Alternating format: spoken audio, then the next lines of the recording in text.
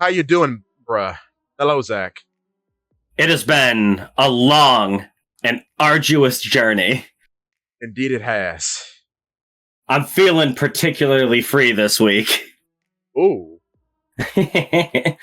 Although, went to a convention last week. yeah. No one was Nika. Really? Not a single Gear 5th. Which is weird, because they were everywhere last year. Also, yeah, happy 27th anniversary, One Piece. Cool. Yeah. But no Nikas. None. How strange. But we'll get to all that later. Yeah. This color spread. Oh, wow. I mean, the cover of Jump as well. Oda. Yeah, baby. Oh, my. But you know, I'm glad she gets a lot of attention. Go on. Oda, children read this. Yeah.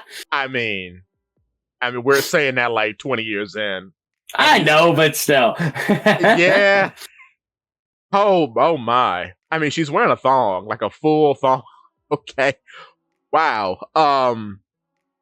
It's not worse than what Horikoshi's putting out, but man. Yeah, and then Horikoshi states they're all underage, so ooh. Well, not all of them, but a lot of them. Yeah.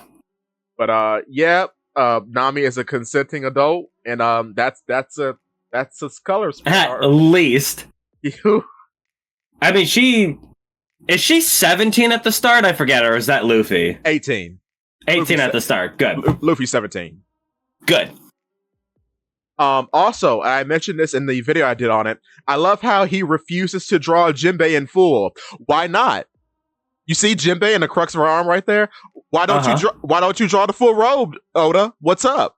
Do it. You made him. Because he doesn't want to ink it. It's too ornate every time.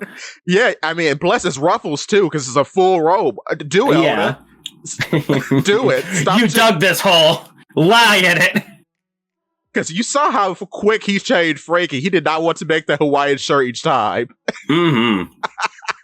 It's so funny. Do it, Oda, because it's, you know what? This is like the last one he did with Nami's big and there's like a lot of desserts. He puts Jinbei in the glass so he doesn't have to do it. I'm like, why not? Why not? Why are you chickening out? You could have changed his design 5 times already. He's just as much of a straw hat as everyone else, right? Right? Refuses to put the man in pants too, which is odd because because we were talking to Mocha Janiac on the show, and he's got the same body type as Tom, Frankie's dad. Yeah. So I don't know why you don't put him in pants. They're the same character. What I don't know. Jinbei not wearing pants could be a funny gag. That could be. Oh no, Jinbei can't have gags. That could lead to something funny. Jinbei's refusal to wear pants. Much like how Frankie's gag is also his refusal to wear pants. Until Egghead! Which is wild. I'll never forgive Oda for putting pants on the goat. I keep having to remind myself that he's wearing pants and it's so weird. Also like how he never makes Brook be naked. Because drawing all those bones is awful. Coats and long robes, which he always looks fly. I love you, Brooke. Mm-hmm. Precious baby. Anyway. I mean, it makes sense that you would want to have like long flowing outfits for such a slender kind of character. And then he's ghostly too, so it fits the whole aesthetic. Yeah. But love Luffy with his big ice cream. Love his color spread. Very cool. Yeah, it's very good. The summertime was always pretty good though. But yeah, moving on to the chapter. Not a lot is going on this chapter, honestly. There's a lot to talk about. Yeah. First, you're telling me that somebody can exist in Gear 5th while crying? Is that possible? Oh, I didn't even notice that. That's a good point. Bonnie is fake. Bonnie Unbelievable. Is fake. A false god. Hashtag Bonnie not real. You all believed. You all wanted to believe so quickly, but I see it. I see the hackery.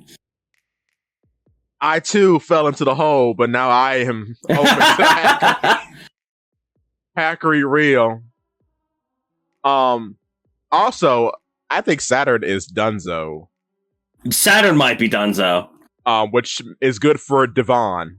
Which is very good for Blackbeard's pirates. Yes. Holy moly. But the implication that's being set up is that, okay, first of all, is Vivi an ancient weapon? Yeah, because like they said that it's like sort of tied to like genetics, kind of, sort of. Yeah, I mean that's what's being set up, and then we got Skypiea. Is Skypiea important? Because it's weird. Like this is the first chapter that all Sky people are in. Every single Sky person is in this chapter. Every race. Yeah. Because Harudes, the guy that trains Nami, is a Birkin. Yeah. So like the wizard guy. Is that going to be important? Like if this has to do with all people, all races being like, I guess you could call it like the ultimate genetics of each respective race being an ancient weapon or something along those lines, right? Yeah. Does that explain the Kozuki bloodline? Yeah, and then like, is Zunisha like a quote-unquote ancient weapon because he was sort of created around that time? And then do you need like a co-pilot? Do you need like a mink with a Kozuki? Like, I don't know. And if Vivi is an ancient weapon, like, what does she do? Is she what runs, I don't know, Uranus? Or Pluton? Pluton? Yeah. That's the one. I don't remember which one was in Alabasta. Yeah, Pluton. How does one connect to a boat? Yeah, because I was thinking, you know what's weird? Since we're going to Skypiea, no one talks about this, unless it's me, not to be arrogant, but like, yeah, it's so weird how weird Maxim is. Yeah. Because Maxim is like this full flying battleship that's like one of the most destructive vehicles in One Piece. Yeah. And it's not Pluton. It's not Pluton. And then like NL's like Pluton is like 5 Maxims at once. Exactly. And then it's weird because NL commissioned like slave labor to build it, but like where did you get the blueprints for this? Did you think this up? It's possible. And then he knows how to fix it. NL's like an archaeologist. Right? No, he's an engineer. Is he just an engineer? He's an alchemist and an engineer. Huh. Because he like has all this stuff in the Maxim that's tailor-made to run electricity. Yeah. And then he knows how to fix the ship because Sanji breaks it. He like puts a gear back in place, and it's like, how did you know about that though? How do you know what to do with this? Mm-hmm. Because he doesn't seem like he's smart, but he's really intelligent. For no reason. I mean, it's not. He does seem like he's smart. The man is a genius. True.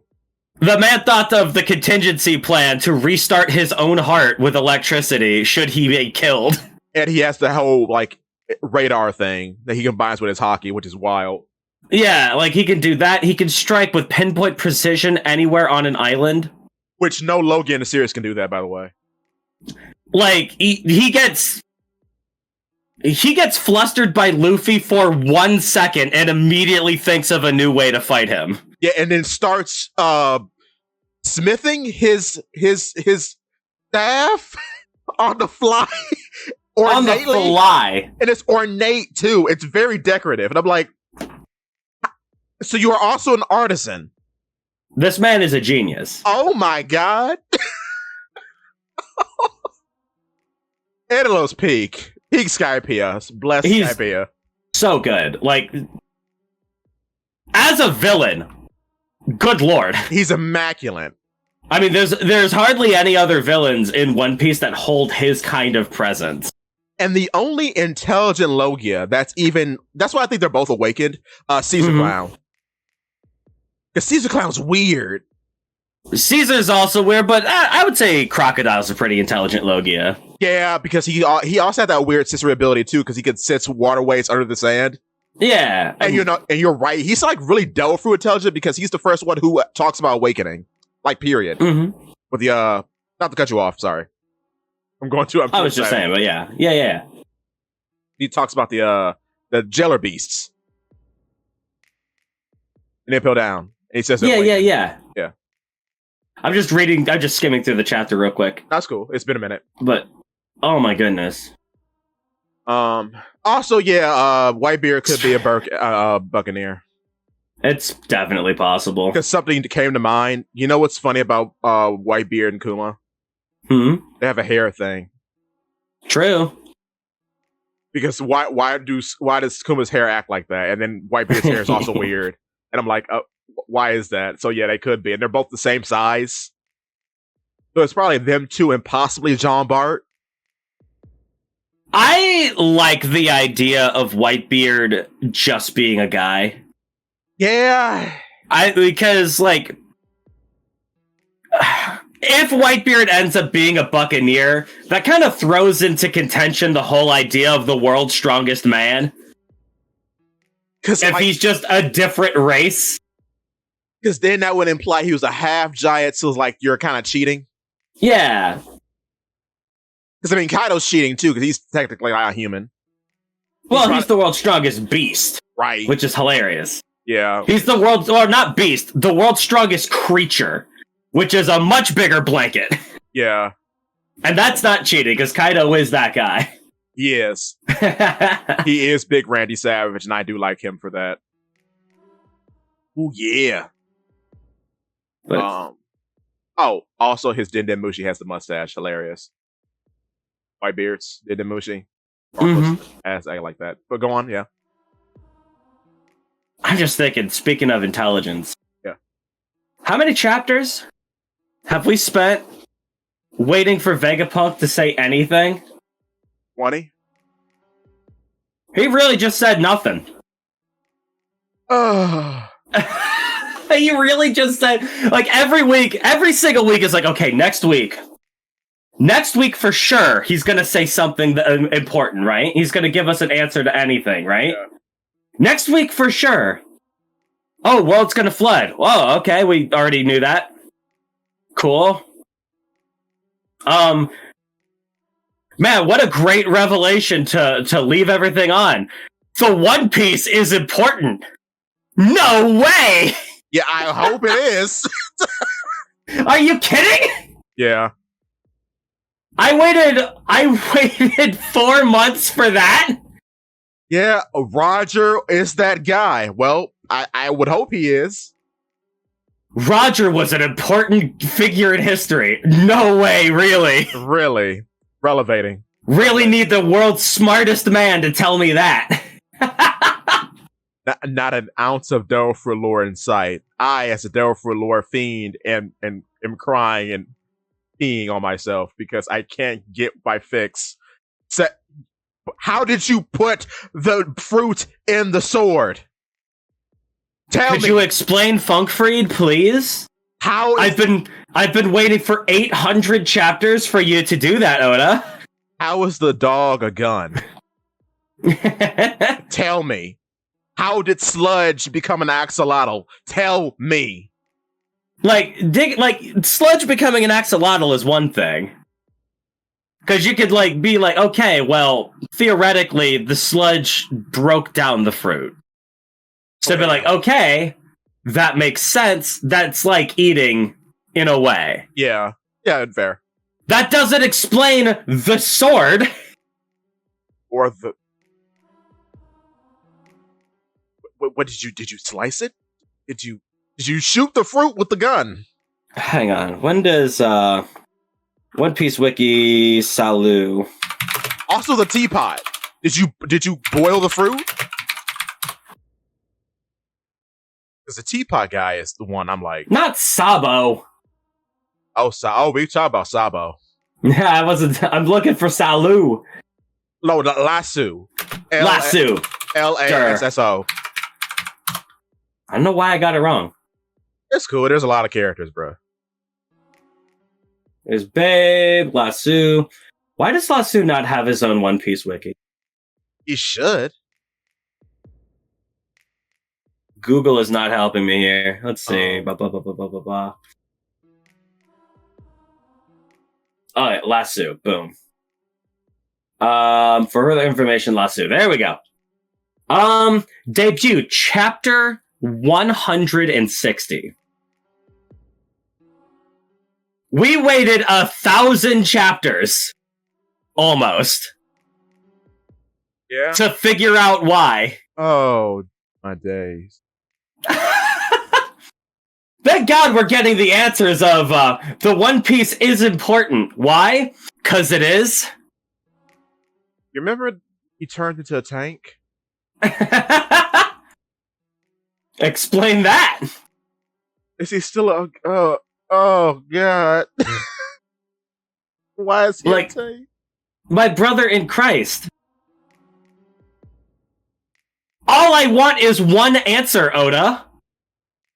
At some point. Oda has this propensity to lay down a question and constantly remind us that this question is still in the air, that we still don't have an answer for it, and he loves to just make us wait forever. Yeah. Yeah. This is going to be answered in an SBS Don't say that. year from now. Don't say that. I can't record. Vegapunk did not have time to tell us how it worked. I'm trying to think, what relevance has he had to the story? Nothing. He told us that he told us that Mother Flame makes the oceans go up. Something that the narrator told us when it happened. I guess this is a lot of information for the people at large, but man, it's hard to say positive about it. Like, every few arcs, Oda has to remind us that the One Piece is important. Do you think this is going to have the same kind of impact of Whitebeard's final words? No. Why was this what you decided? I'm very perplexed. Could you imagine if in Marineford, Whitebeard spent 20 chapters dying? It'd be like, I'm gonna say something big eventually. Could you imagine how the momentum would come to a dead stop after Blackbeard and the boys lit him up, and he didn't die for 20 And then he doesn't die for 20 chapters? Oh my god. That's crazy. Like, brother, come on! I don't know. If you're gonna make me wait this long, say something! I mean, we'll get to this eventually, but like, we're still playing Catch-22 with Emo. Just reveal what they look like. No, I think the longer that they wait for Emu, the funnier it's gonna be. That's one that I hope they don't reveal until way, way later. I'm gonna be real with you. You're gonna be upset. Because you know what it's gonna be. It's Bodacious Woman, maybe? Yeah, with the biggest bazongas. The biggest bazongas. Huge. So at the very end, who is that with the sword? Shanks number 3. There are 3 Shankses. 3 of them. Another Shanks? 3 Shankses. Is that gonna be what Zabak is revealed to be? Another Shanks? Yeah, probably. Like, who is that, and why does that matter? Because they also have the same sort of saber as Shanks and Garling. Mm-hmm. I popped into Tanuki and Ohime's stream. Is it Geen, baby? Hope it's Geen. Yes, sir. Geen. But like, we've seen Geen technically, so no, we can't joke about Geen anymore. We might have seen Geen. Yeah. That definitely looked like Don Krieg, but Dean doesn't use a sword. Yeah, he doesn't. But then Pearl was there too, so it's like, I don't know. But like Tanuki was suggesting that shout out to Tanuki, by the way, Chestnut Tanuki. Mm-hmm. That this could be a person who is in contention or contending for the world's strongest swordsman, which would be cool. Because that race is just like Zoro alone. So I can see it. Or Zoro and Shiryu and... I mean, Shiryu hasn't really been set to want to do anything. True. So... But he is in contention. Like, is that going to be another one of those king situations where Shiryu's like, I'm not really a swordsman? You know what's crazy? Zoro doesn't fight swordsmen. Nah. The only sword he's fought is Mihawk, because no one ever was like, I use potty tricks. Are you a swordsman? No! Mr. One flat out says I'm not even a swordsman, bruh. Mr. One says that, Ohm says that, King says that. The only swordsman the man has fought is Mihawk and Hachi. Yeah, right. Because Hachi literally is one. Technically Hyozo, but Hyozo's a drug addict, so I don't know if you count that. I'd give Hyozo. Okay. Because then, true, because Hachi talks about Hyozo, and then we see Hyozo, right? Yeah. Oh, yeah. Okay. That is funny, though. It is. But yeah, the longer that we keep Eam, the funnier it's going to be if they're revealed to look. I want them to look so stupid. I want them to look the dumbest ever.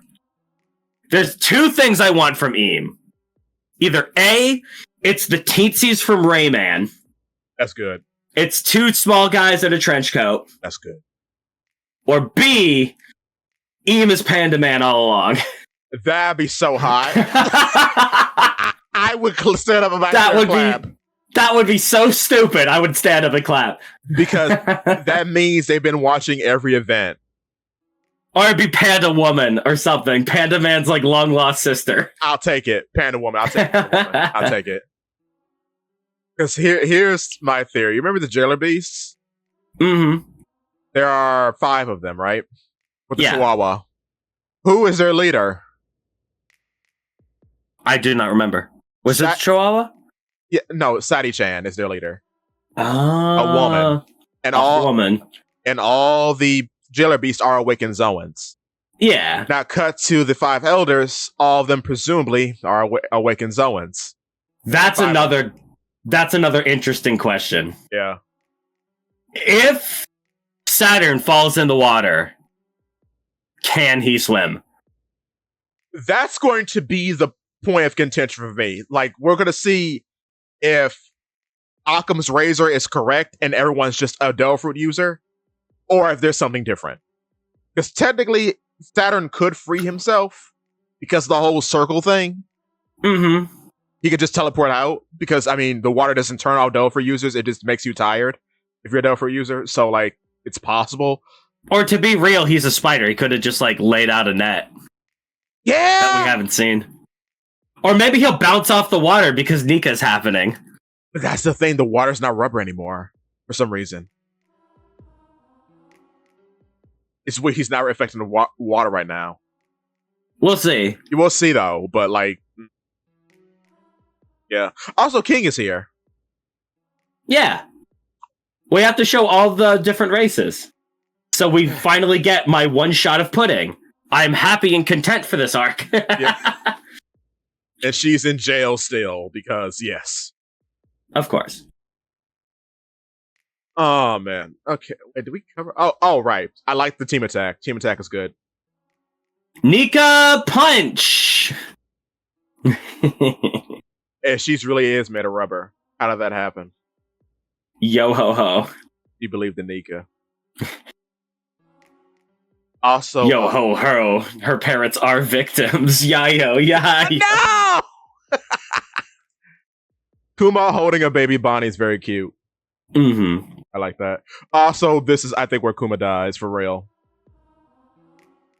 I guess. I hope. Seeing the liberating punch. It's just like, man, all of this for whoever finds the One Piece could be a pretty big deal. All of that for this is unreal. It is. It is. Right. Jinbei's helming the ship. That's cool. 1,000 chapters waiting for Vegapunk. Yeah. I'm so disappointed. I feel myself passing through time. I feel the sands of time eroding my bones. Oh, Lord. The more stuff like this happens, the more that I feel that myself and Oda are not making it to the end of the series. I am fearful for the future. All of this time for nothing. For not an iota. I feel as though I will be a grandfather telling my children about chapter 2097. Like, as a whole, I've liked the arc better. This moment is worse than Wano. Yes, because at least with Wano, you knew something was going to happen. At least with Wano, there was a payoff. Yeah. At least with Wano, there was anything. Bonnie did save the arc a bit, and then Vegapunk ruined it. It's like if they're playing basketball, Bonnie makes like most of the points in the game, and then she's like being blocked by Saturn and Marcus, and then she passes the ball to Vegapunk, and he alley-oops and misses. Yeah. That's what it's like. Like, this was his arc, man. I'll tell you this, Lilith or like York better start talking. Someone! Because this is wild, bruh. I need some answers. I need Monkey D. Luffy to turn to the camera and tell me what his dream is right now. Yeah? 700 chapters is too many to remind me that we're not getting answers, Oda. Oh my word. Also, Crocodile and Mihawk are funny. They are. Cross Guild is peak. Cross Guild is brilliant every single time they're on page. The fact that for the first time in the manga, Mihawk is emoting, I'm like, okay, this is the best organization in the whole on the whole series. To make Mihawk angry is hilarious. Buggy is single-handedly saving the series. On his back. It's Carrying. Because the series is quite obese at this point. He's a strong man. Because the Nika lore is weighing us down heavily. But he's flying. Baby. Unbelievable. And I cannot believe all of this has led to nothing. 70 chapters of Egghead, and he couldn't tell us anything. Like, okay, what is this going to? Like, I'm genuinely confused. The One Piece is important, Polly. Didn't you know? Oh. What a crazy revelation! The One Piece is important. That's crazy. I guess, like, is this like... Is this revealing that Roger found the One Piece and didn't create it, I guess? I mean, I feel like that was kind of implied by Wano, though. The whole he laughed thing led to him finding the thing. Like, yeah, and whatever it is that this is going to be. And he just calls it the One Piece. Or something, but like, it's a thing. It's a thing that exists. So, okay. I imagine a lot of people are going to be like, "Hey, it's a shonen manga. It's a comic book for children. You should turn your brain off and just don't think about it and just enjoy the funny, goofy antics, right? Yeah. Just enjoy the Nika punch." How am I supposed to enjoy 20 chapters of nothing being said? And here's the problem. One Piece, we've kind of left the station of it being a funny shonen manga 20 years ago. This is the Tolkien of manga. There's nothing else that compares. All of its peers and predecessors and successors have all fallen by the wayside. Are you going to sit here and tell me that My Hero Academia holds a candle in terms of lore? I'm sorry. And I know you like it, but like, come on now. It's starting to get there. Really? No way, Zakk! I don't know. Oda doesn't say anything. There is no lore. Boo! All of the lore is implied at this point. All right. My man had to sit there and string me along for 4 months to tell me that the treasure that we're looking for is important in the pirate manga built around finding the treasure. No way! That's crazy! I'm so upset. And I'm not gonna sit there being like, oh, Vegapunk should have told us what it was. It's like, no, right. The journey to get there is the point. Right. But just something that I can latch on to be like, that's cool. Yo, like little things. I want little answers. Yeah. Explain Lasso. And I'll be happy. Also, explain why Crocodile even had Lasso. Like, how do you... That's why it's weird. Explain Crocodile. Because that's weird in hindsight. Like, why do you know so much? Like, I don't even want, like, I don't want answers to everything. No. But if you're going to present your series as if it's going to explain every little thing, we had to explain Gear 3rd? Why? We had a scientific breakdown by the best martial artist in the world how the Gear 2nd worked. You're going to explain Gear 3rd as in, it was the wrong devil fruit all along, and this was the real answer. But you can't explain to me how a cannon became a dog? Yeah. Or how Awakening. From the guy who was mentioned in that chapter. Yeah. 1,000 years ago. Like right after Enies Lobby, after we see another one. Now, instead, the answer that we get is the One Piece was kind of important, actually. Really? Really? Explain why. I would have never guessed. Explain why Logias are important, why you can't copy them. Like, what is a Logia? How do they work? Because they're weird. They're very ethereal and doesn't make any sense when you think about it. Are we going to do anything with holograms in this arc, or was that just a wasted chapter? We did. It's called Kizaru. You did. Yep. No, we didn't. Because we could hurt him without funny hologram gloves. It's fine. Fine. Why did you introduce this technology? Why doesn't Frankie have it right now? Does Frankie have hockey? I don't know. Is someone gonna teleport? Why did we introduce the teleporting tech?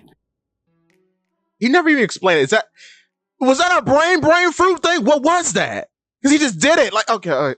He just created a teleporting device. Yeah, he couldn't teleport out of that prison York put him in. Amazing. You couldn't teleport the Sunny off the island? No. Too big. Too large. You can teleport yourself out of that prison? Yeah, that's what I'm saying. But, he was too big at that point. He grew. Couldn't do it. Like, what's up with that? Oh, my word. Why did we waste our time with this? Like, I love the start of Egghead because it's like, this is cool. This is cool. These are like a bunch of little cool things. I like the technology. It reminds me of the Jetsons. It's really cool. Yeah, I like introducing all this technology. It was fun, adventurous, cool. Are you gonna do anything with it? You're just gonna like look at me in the face and say, "This is cool," and that's it. Yeah. This is wasting our time. It is. You're wasting our time telling us that One Piece is important instead of getting us to the One Piece. We spent 20 chapters building up to the One Piece is important, but we couldn't show the fights that Robin got mollywopped to make her injured enough to be out of the arc? Yeah. Where's the priority here? And like, I will say this. I'm glad that you did clean up the Nika stuff with Bonnie. That's great. But Man, we fell off a whole cliff. That was all to be built off of Kuma's backstory, which carries this arc. It does at this point because it kind of nothing else has any payoff except for Kuma's backstory. Nothing else, which means 2/3 of this arc is nothing. A big nothing. Worthless. Oh my word! And then we kept interrupting too because we went to Law, who got mollywopped. We went to Kid, who got mollywopped. And I guess Sabo was like a big setup to. Sabo was a big setup to the Gorosei, who have done and meant nothing. Which is weird. The only Gorosei that matters is Saturn. Yeah, because he's the only. And that's because he's part of Kuma's backstory. Again, yeah. Because we don't know anything about the rest. That's the weird part. Like, none of the rest of them matter. Like, no! None of them do. We don't know any. He's the first one introduced. He's the first one who was shown to have Dofu powers. He's the only one who's been involved. He's involved with Garling, which possibly means he's involved with Shanks. He's the only one that's mattered. So I'm like, Are we going to set up the other Gorosei in the future? Are we going to have an arc where Noshijuro is related to someone on the island? Or is this just another hologram situation where this is important? Bye! Noshijuro is Zoro's uncle. Clap. Clap, please. And then, I mean, Saturn is no better because that just brings up more questions because he's old when he's talking to a young Garling. So why is he immortal? Is it because he's a mythical Zoan, or is it? We'll get that explanation eventually. We have to get that explanation eventually. Come on, bruh. But like that's not something that I expected or wanted to be answered in this arc. I did. That's not a question that we should be focusing on here. That's fair. Right? That's fair. Yeah.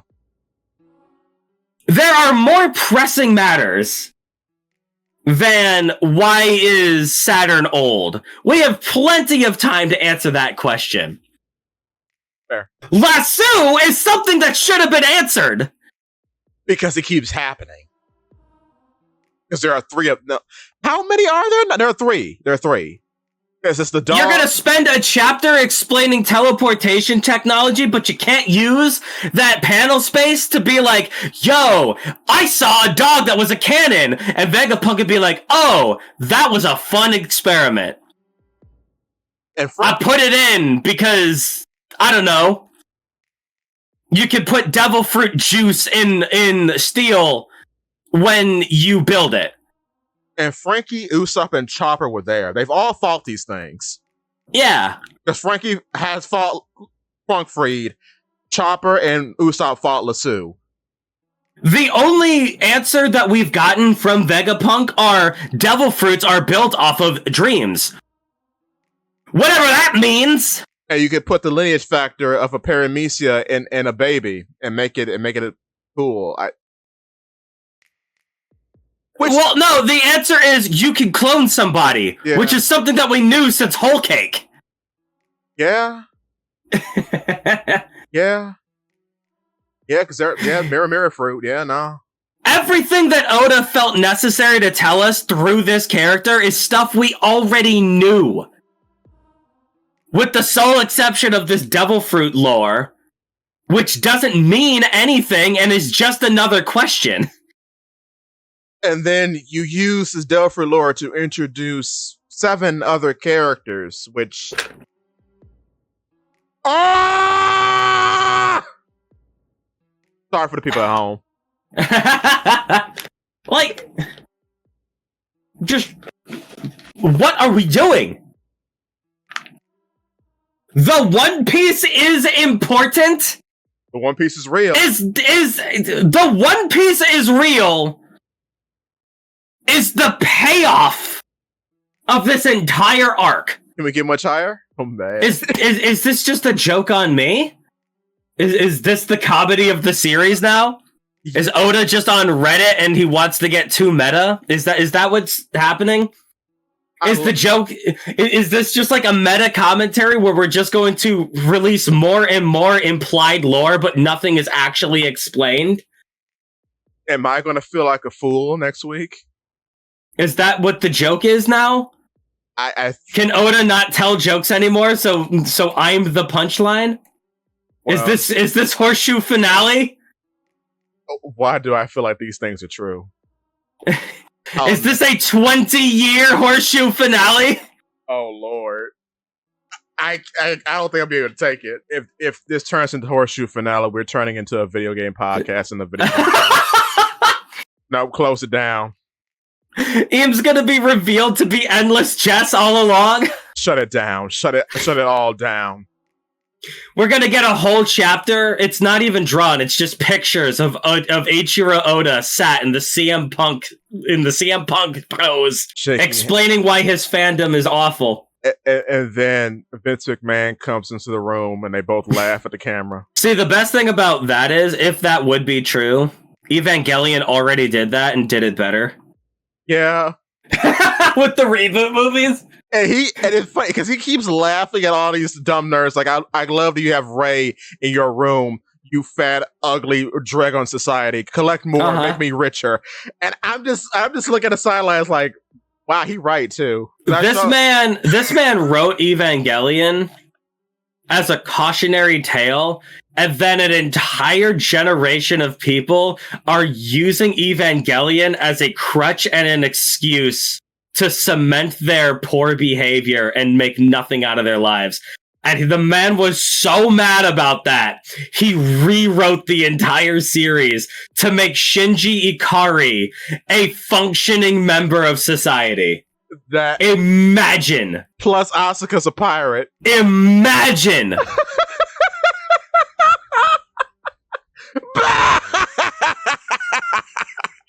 Oh Lord.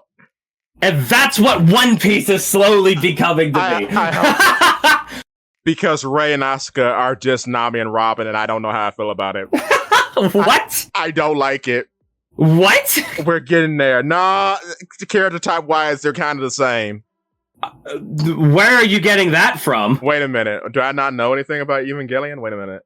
Do you know anything about Nami and Robin? Wait. Is Robin a submissive traditional housewife type? No, she's like they're both quiet girls who like unlock all the lore of the series, right? And no generalization. Oh. No. Rei Ayanami is like a traditional submissive Japanese housewife that people like because they can't get a woman, and people like Rei because she won't judge them like girls do. It's sad and pathetic and awful. I wasn't even thinking about that part. I was thinking about how she's like a clone. And then they keep cloning her. No. People like Anno hates what Rei has become, what Asuka has become, because people use Rei as a crutch to not go out and test themselves and like interact with other people, because they'd be like, I'll just get someone like that who won't judge me and won't challenge me and will just be submissive and breedable.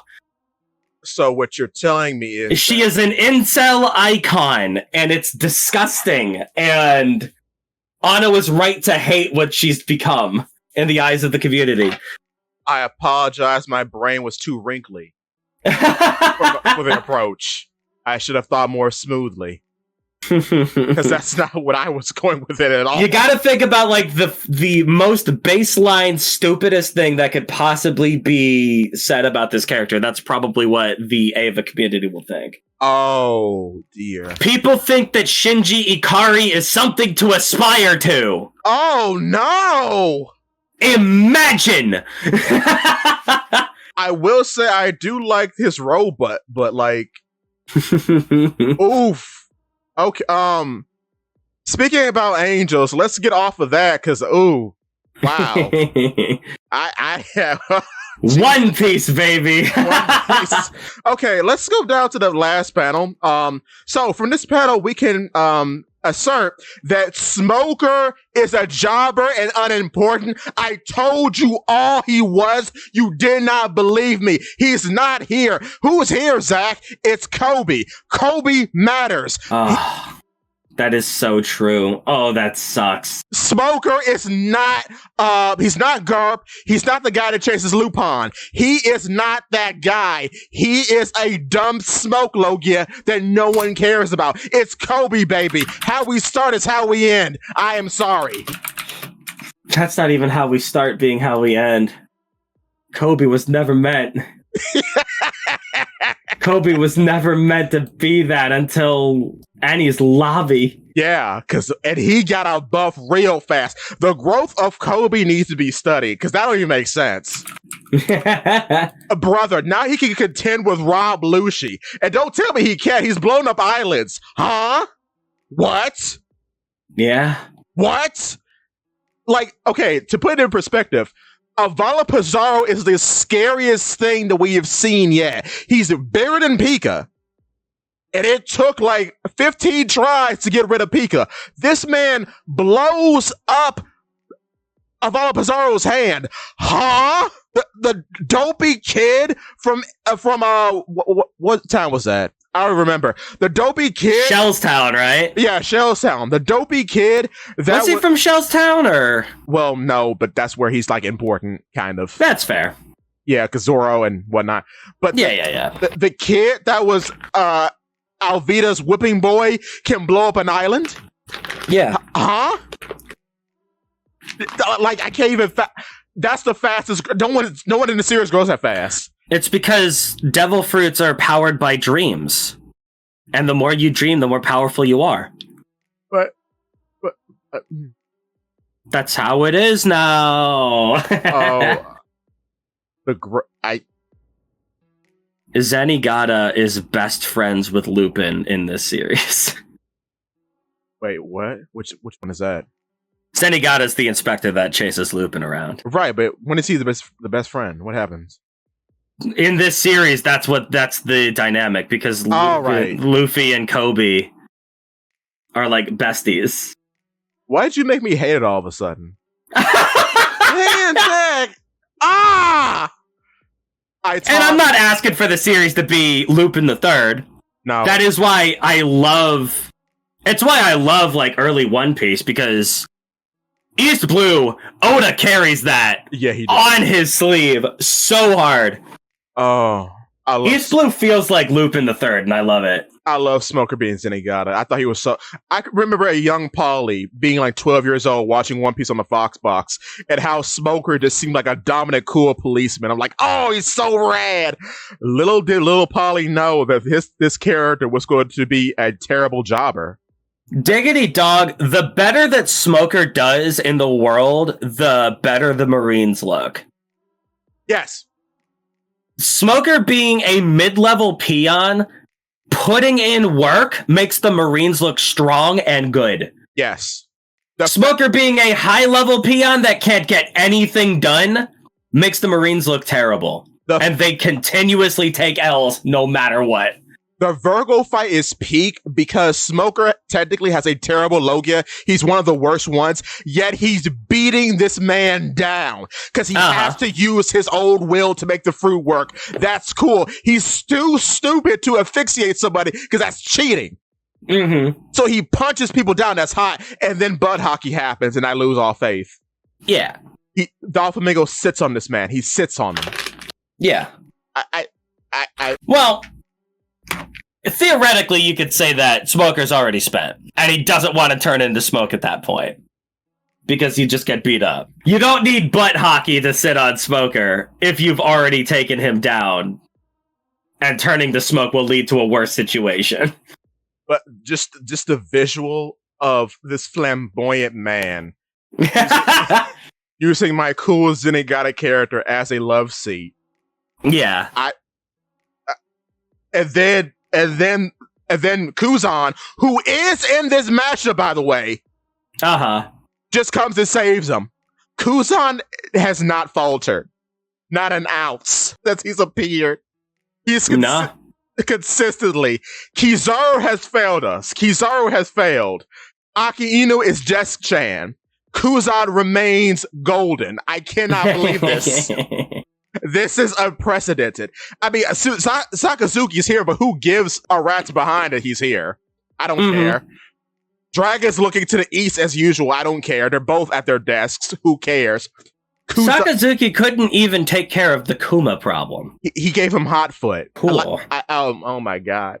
With all the girls watching too, you gave him hot foot. Like my days. They have the right to complain. I'd be mad too. I couldn't get my steak. and we have the chief of police following in front of us. So he too is not Zenigata. Who is it? How is Kobe Zenigata? How did we get here? Is One Piece bad, Zakk? Well, no one's chasing Luffy anymore. Because everyone's chasing the One Piece. So that's just a synonym for One Piece is bad, Zakk. I guess. I mean, it doesn't have to be exactly that. It's nice. It would be nice to have a character like that. At this point, how many factions do we have in this story? Too many. Too many. I mean, look how fat this final spread is. Yeah. How many are there? And we couldn't even fit Smoker in it. Is there I won't be convinced. There are two versions of the Revolutionary Army at this point. Mm-hmm. There cannot be because Sabo is crazy. I just made a video about Dragon, and I came to a realization that Sabo's the only Logia in the series with a fighting style. Yeah, like a dedicated martial art before he ate the fruit. So right now he's like the most developed Logia in terms of moveset that doesn't solely rely on his fruit. That's oh my dad. Oh. I think part of that has to do with the fact that he's the first character in the series to be introduced before eating the Logia. Right, that is true. Because I imagine Ace had a fighting style before the Fire, the Maramara. I want to believe you. Because Ace was trained by Garp. No, Ace was trained by the Wilds. Yeah, but I imagine he'd have a similar fighting style to something like Kobe, where it's just big punch. Yeah. Because I imagine Garp fights a lot more like Blackbeard than anything. He's just a wild hog. Yeah, which is why we love Garp. He just comes on his ship, he laughs, and he punches the island. So based. And he's the only based Marine. My God. He's the last remnant of based Marine. I'm starting to cry. Oh my God. The only it's Kobe and Sakazuki, right? And Garling is here for some reason. Yeah. That's cool. Because the Holy Knights. I guess. Are the Holy Knights looking for the One Piece? Yeah, whatever. Is Eam looking for the One Piece? Yeah. I imagine Eam would want to look for the One Piece to destroy it. Yeah. Right? Yeah. And I guess they would send God's Knights to do that? Yeah, I love when you have another secret character. I love secret characters. I love more factions, Zakk. I love more questions to ask. Oh. No answers at all. Not an answer. In the science arc. The year of Frankie has been hard, brother. It's been very rough. And the fact that we've been on Egghead for a year and a half is kind of crazy. I hate it. This arc does not need to be this long. It's ridiculous. They're keeping me from my beloved Elbath. Please don't ruin Elbath. Please. I won't be able to take it. I'm too far gone now, please. Also, okay, last part of the chat, because I'm getting depressed. I know we'll move on, and you can tell us about your time at the anime convention. But out of this panel, I'm just going to say this. Mm-hmm. Okay, kill Dragon. Kill him. Kill him. Who else? Who else we killing? Sakazuki. Kill him, yes.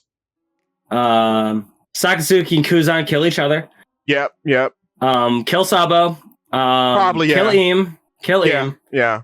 And kill Garland, yeah, of course. And, while we're at it, Kobe and Mysterious Swordsman, too. And there we go. And Shanks, kill him.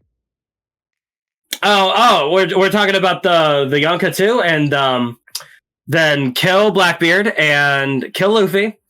and leave Buggy as the last man standing, baby. I agree.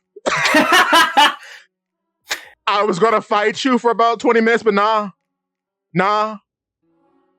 He deserves it. Look, he's crying over his captain. He's great. He's great. All right, let's move on, because ooh-wee. Bad chapter. I mean, is this the moment that they are hearing all this?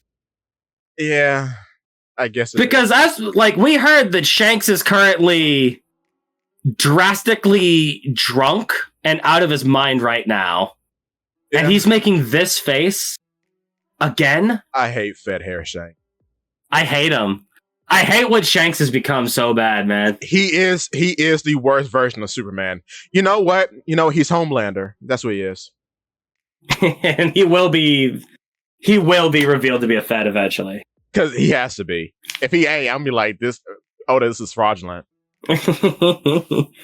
If Shanks just ends up being the coolest, strongest, best guy without any drawback whatsoever, cool character. Wow. How is it that these other three are just better than him? Yeah. Because every time Blackbeard's on screen, I clap. Buggy is his foil. Buggy is so good in spite of Shanks. Because of Shanks. And Buggy's right. Buggy's so right all the time. Because, okay, Shanks just cheated. Mm-hmm. And Buggy's life is ruined because of Shanks. And despite all that, Buggy still wins. Buggy is the hero of this tale. Because Buggy is the Zabek version of... Buggy is Zabek in God Valley, and Shanks is Garling in God Valley. Exactly. The Fed versus the pirate. Freedom versus order. The fact that he's turning lives around. Mihawk was just content and stagnant at the top. And he says, no, you gotta be a pirate. You gotta go after adventure. And now he's being Buggy has effectively convinced Crocodile to find the One Piece. He has made his dream become a reality. Because that was Crocodile's dream, to be Pirate King. And through him, he will be Pirate King. Yeah. You have now turned these people into characters. Mihawk has now become a real One Piece character. He's no longer a shonen protagonist. For real, for real. And that was Shanks' job. Because Shanks is the one who opens Mihawk up to partying. But then Shanks turned into a shonen protagonist. And that, because of Luffy's new dream of not being the Pirate King, it's just a means to an end for Luffy. Luffy's not going to be the Pirate King at the end of this manga. No. He might find the One Piece first. Buggy is going to get credit for it. Yes. Buggy's going to be the Pirate King by the end of this manga. Which is crazy to think, man. And Buggy's now the preservation, I guess, ranch for the Warlords now, because he was going to have most of the Warlords, presumably. I mean, that's what I wanted out of Cross Guild to begin with. Me too. He's gonna go work with Marco, get what's-his-face, get Weevil. And Dofi while he's at it. I hope so. Get Moria. Hancock. God, how is it gonna get Moria? Oof. Moria's gonna. Piranha's gonna convince Moria to come on, and then Moria's like, my daughter. I need to know what's going on with that, man. Thank you. Yeah, because the last time we saw Piranha, it was like, I'm gonna go get my friendo now. Bye. I'm assuming she succeeded. And I did not know that was the real Thriller bark parked outside of Hachinoso. That's crazy.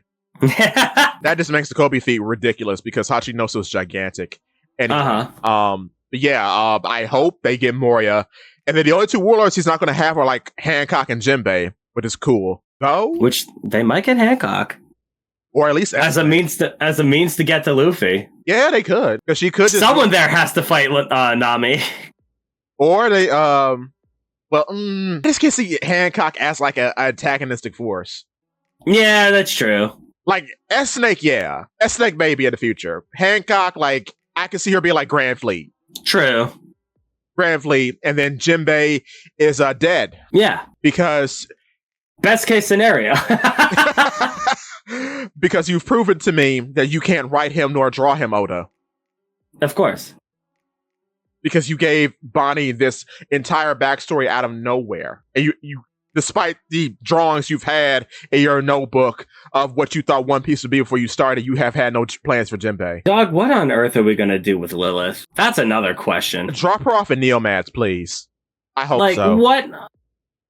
Is she going to be the new Carrot? Is she just going to be like around for 7 arcs? Nah, if you for 7 years, don't do that to me.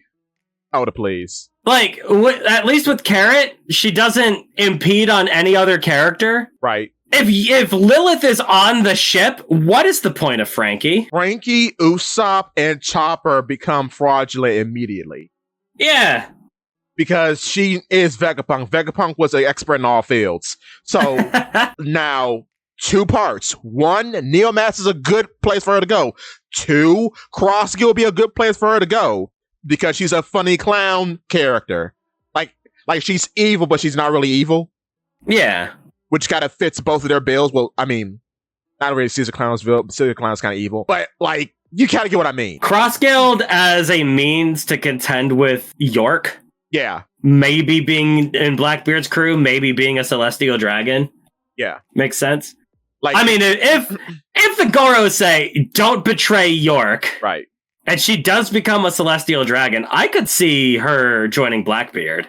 No, because Blackbeard's, like, he's too much. Is he? Yeah, because the way she's being presented, like, I get what you're meaning, but, like, in the way that Lilith is being portrayed, Blackbeard is like, he's not evil, but he's a bit too harsh for how she's being presented. It's like Blackbeard kills people, he betrays people, which is something that York has done, which is why I always say, like, York, I could see York being on his crew, but Lilith is more subdued. She's cute. So far, but if Lilith is looking for revenge out of the person who betrayed them and killed her 7 friends, yeah. I mean, I think she'd be feeling pretty evil. Her and Kuzan would be cool together. Yeah, you know what? Okay, we'll see.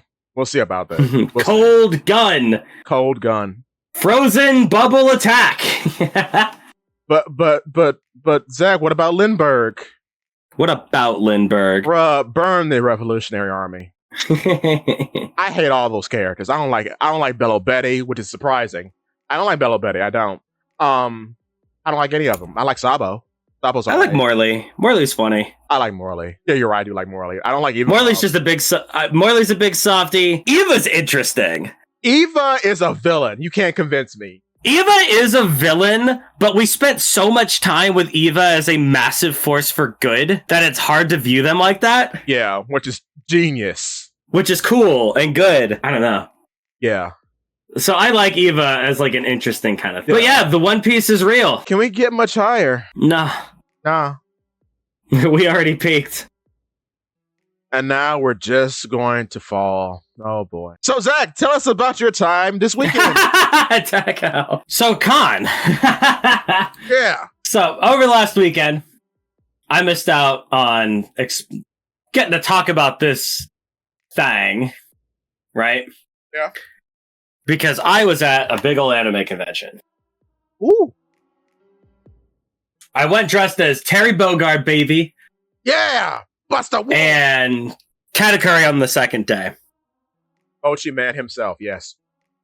I was shocked at just how much...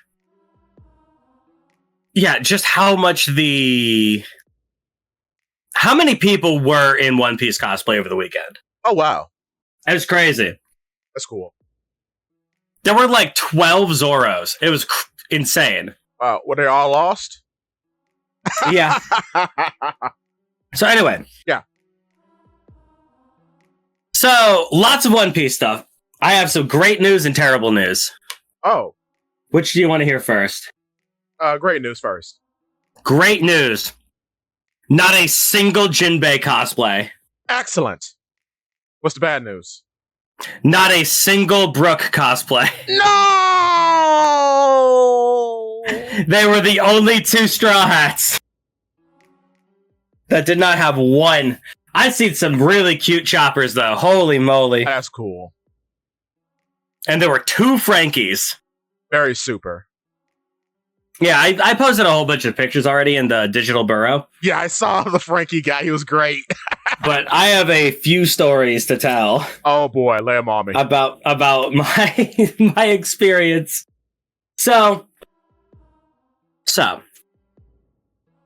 I am Katakuri, right, cosplaying for the weekend. I lost about 20 pounds in order to fit in an old pair of pants. Congrats. So that I could actually cosplay this character, right? Good, yeah. The pants were still very tight on me. Oh.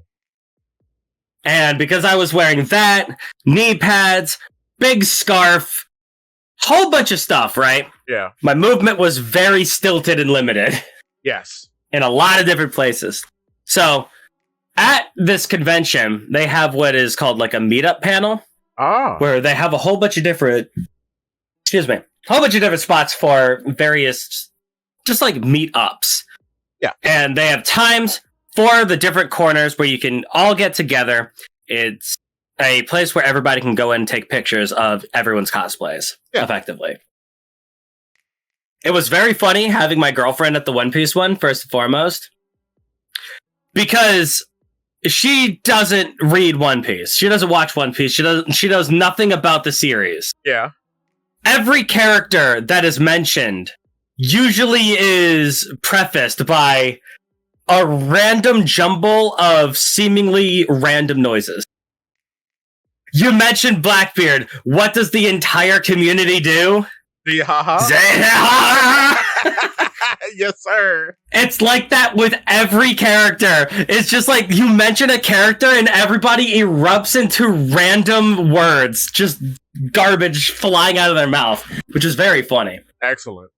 So, I'm there, and I'm feeling a little bit nervous because I can't really move very well. And I gotta find, like, poses to be in, right? Yeah. The poses I want to do is I want to sit down, or not sit down, I want to stand up, cross my arms, be excruciatingly serious, right? Yeah. Because I am cosplaying Katakuri. The second one, I need to sit down and have the moment where he is interrupted during his glorious merienda. Yes.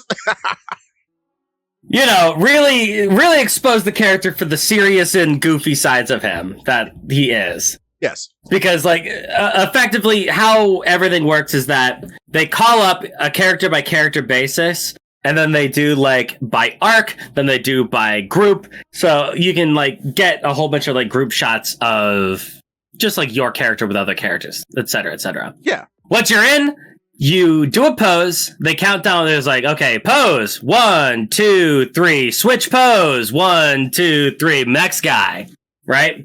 Right. So you get 2 poses, everybody takes pictures, then move on to the next guy. So, obviously, 2 poses, serious, silly. My game plan is in there, but I'm worried. Because I had just lost a lot of weight, but these pants are still very tight on me. Fair. And I'm not able to move very well. And it's like, oh god. I have this foreboding feeling something is going to happen. Something bad is going to happen. And I'm terrified that I'm going to mess this up, right?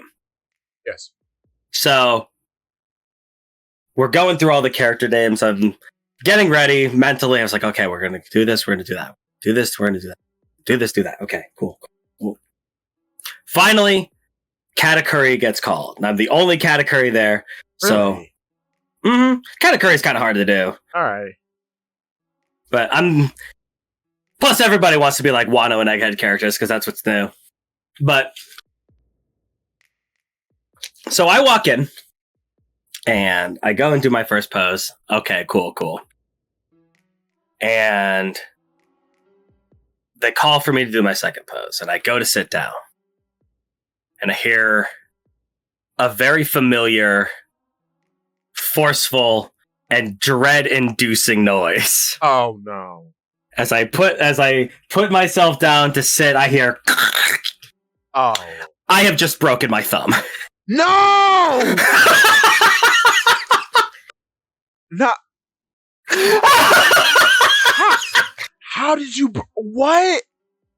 So, because I couldn't move very well, it was difficult for me to... Because, like, all of my joints were stilted and stiff. So I tried to sit down in the right way, and I put my hand down to like, catch myself, right? Well, not catch myself, but I put my hand down to, like, steady myself as I was sitting down, and I rolled on top of my thumb, and it rolled backwards. Oh, my God.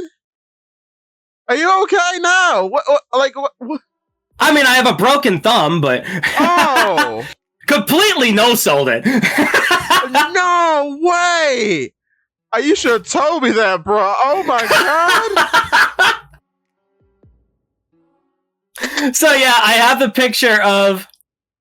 It did completely mess up my pose too, unfortunately. Oh. Because I was in excruciating pain at the time, so I did my one pose where I had my arms crossed, and then I sat down, and in the glorious Marienda, you see me sitting down, and my one arm is just, like, to my side, where I wanted to, like, put one arm up. Yeah. And I wanted to take the other arm and start to pull down on the scarf a little bit, right? Right. Like I'm about to eat something. But I just kept one arm at the side because, oh my god, I have just broken a bone. And I am in pain. Are you feeling a little better, or is it still... It's got a little bit of movement.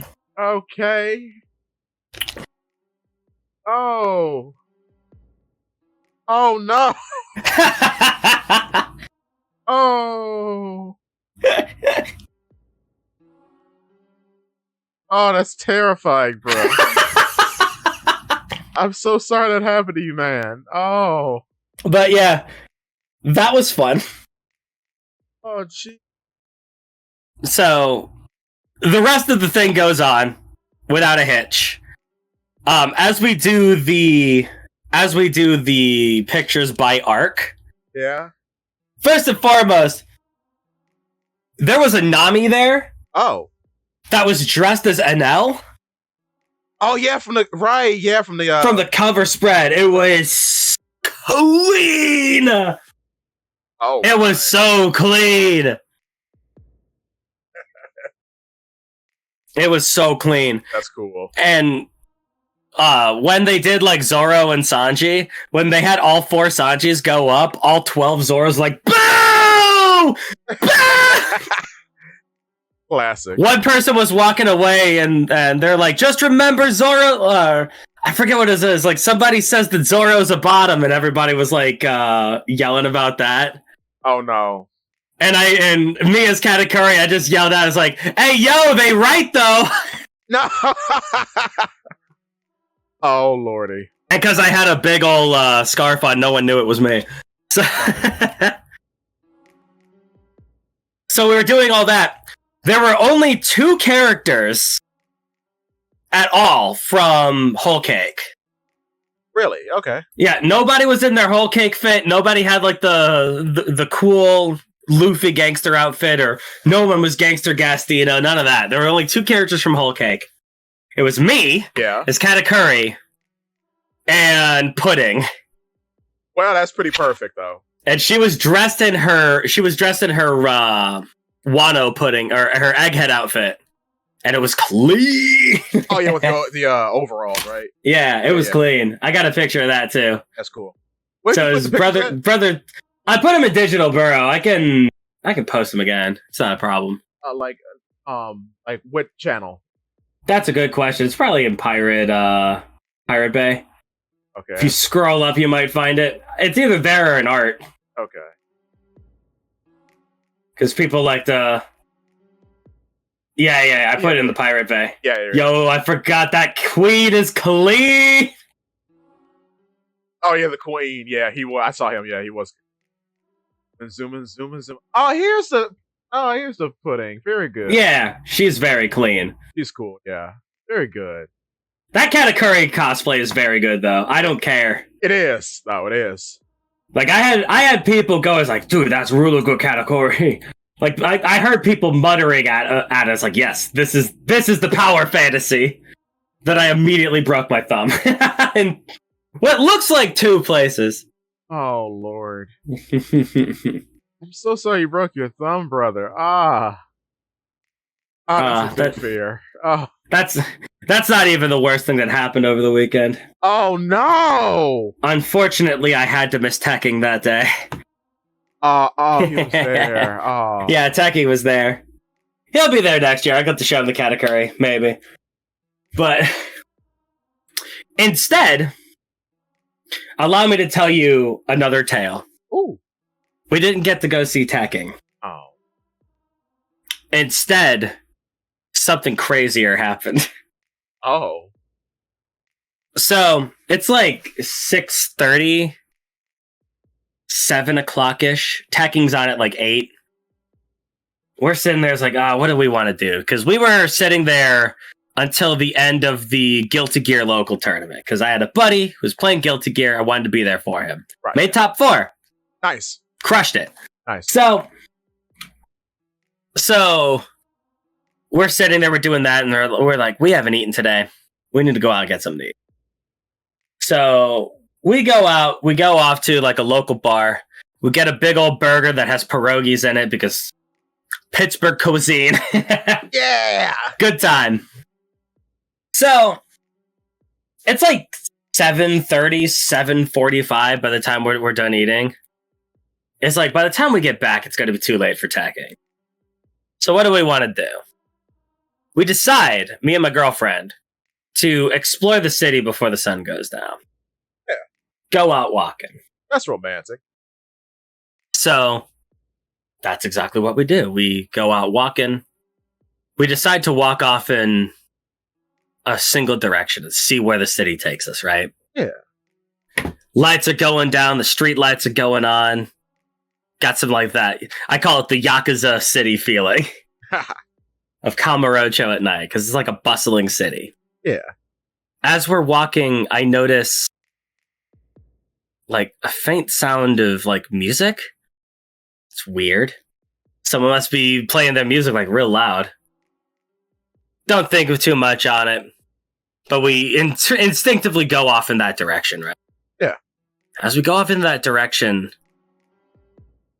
there's a tent there. And another one. And another one. And we're looking around, I was like, what is that? We walk over. And it's like tents, and we see some trucks there. We look in, it's like, wait, those are food trucks. Oh.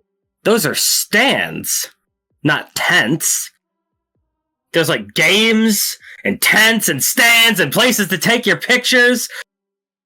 We had stumbled into Pittsburgh's Pickle Fest. Oh, that's rad. We had stumbled into Pittsburgh's pickle-based festival, Picklesburg. That's cool. Where they are selling pickle-based everything. Food, pickle-based chocolate, pickle-based, like, souvenirs and toys and alcohol. There's pickle everything. As we are walking through the Picklesburg, we go in to see the source of where that music is happening, and it is a man going by the name of Fraud Durst, and he is singing family-friendly, pickle-based versions of Limp Bizkit songs. That is amazing, bro. We had skipped out of Tekking and we had wandered into a fever dream. Sounds like a great day. Very cool. Let me see if I can find it. Pickle There's Fest. an awesome picture I took of Pickle Fest. There it is.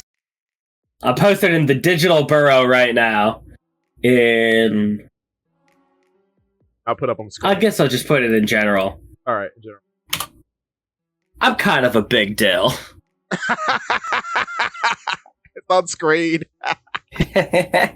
Very cool. That's me trying to do like a Chris Jericho. Man. Yeah, I had taken off like most of the stuff, but I kept like the jeans and the coat on. Oh, yeah. But yeah. Very cool. I don't know if we have any of the other pictures. This is a fun time though. Oh, I bet it was delicious. We got there was every year there's like this big old cosplay talent show. Yeah.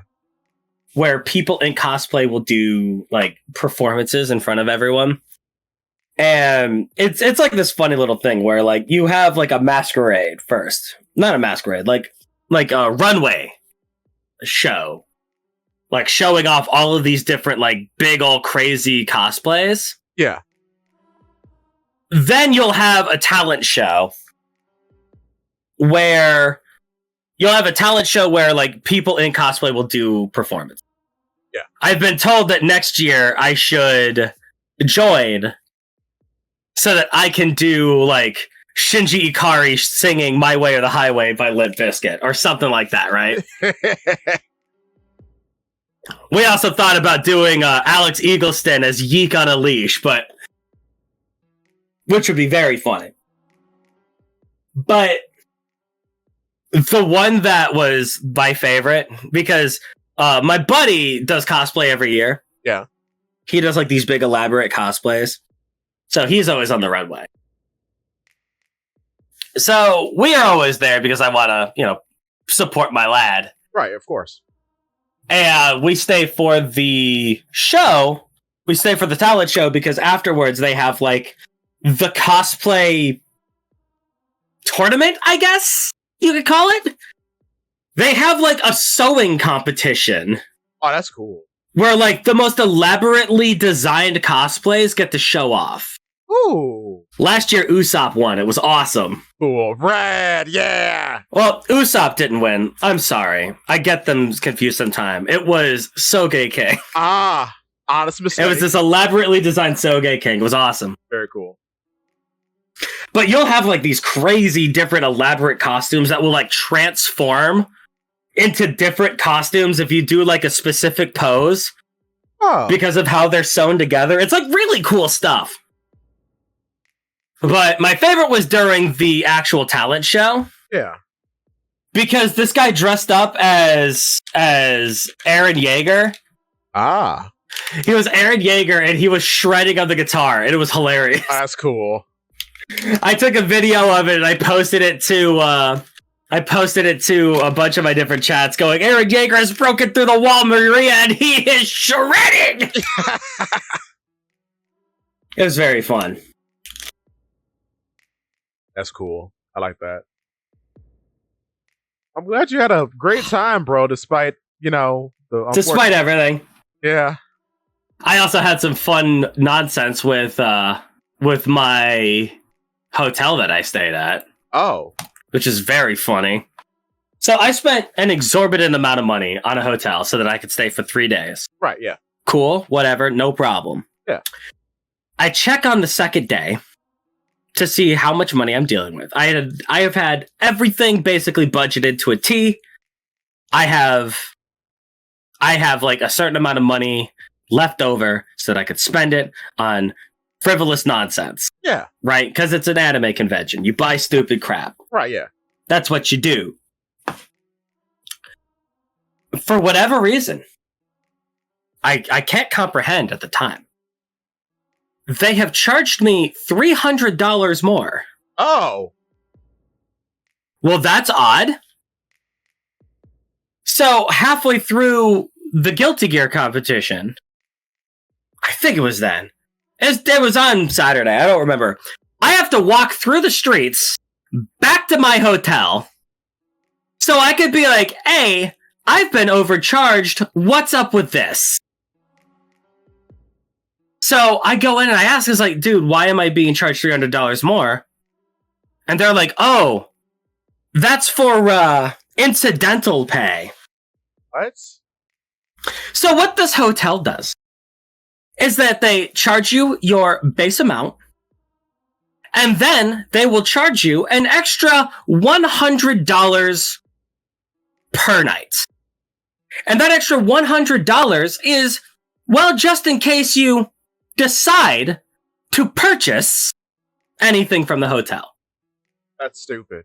Just in case. So, in case you wanted to have a fun day at a convention, well, we're going to charge you $300 more that you're not going to see until 5 to 8 business days after your stay. So did you want to spend money at a fun weekend? And did you have everything budgeted out perfectly so that you could spend money on your fun weekend?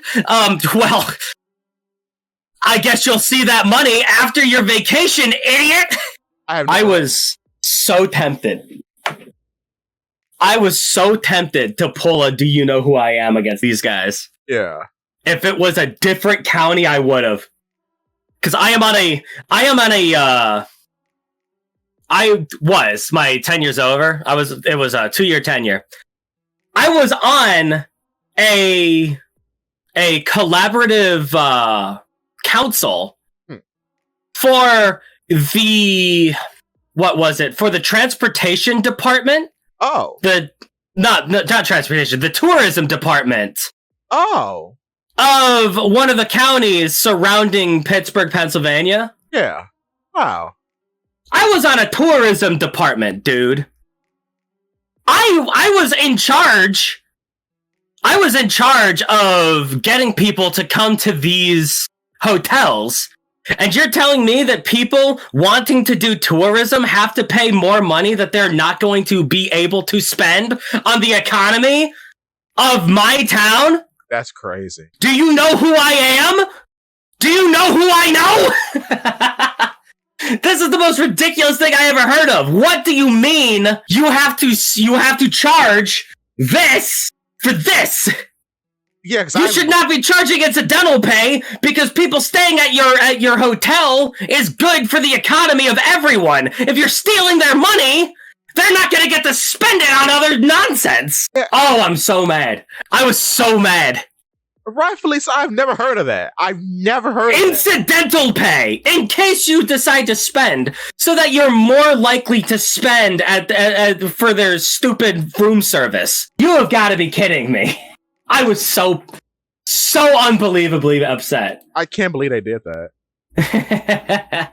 That's theft. Actual theft. It's not theft because they give you the money back a week later. Oh. Yeah, thanks. I got my money back yesterday. Oh, that's crazy. Thanks. Wow.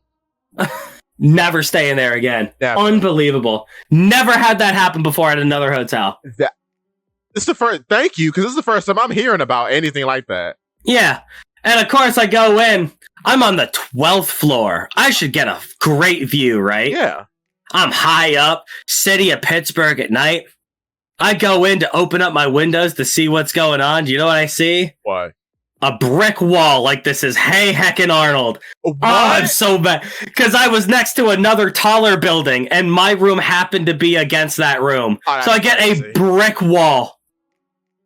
Oh my god. So I don't even get a good view. That's And then we go in, it's like, oh, maybe we can, get some snacks, we can enjoy our stay, right? Yeah. Go to get some ramen, cool beans, big old ramen bowl. Go in to put it in the microwave.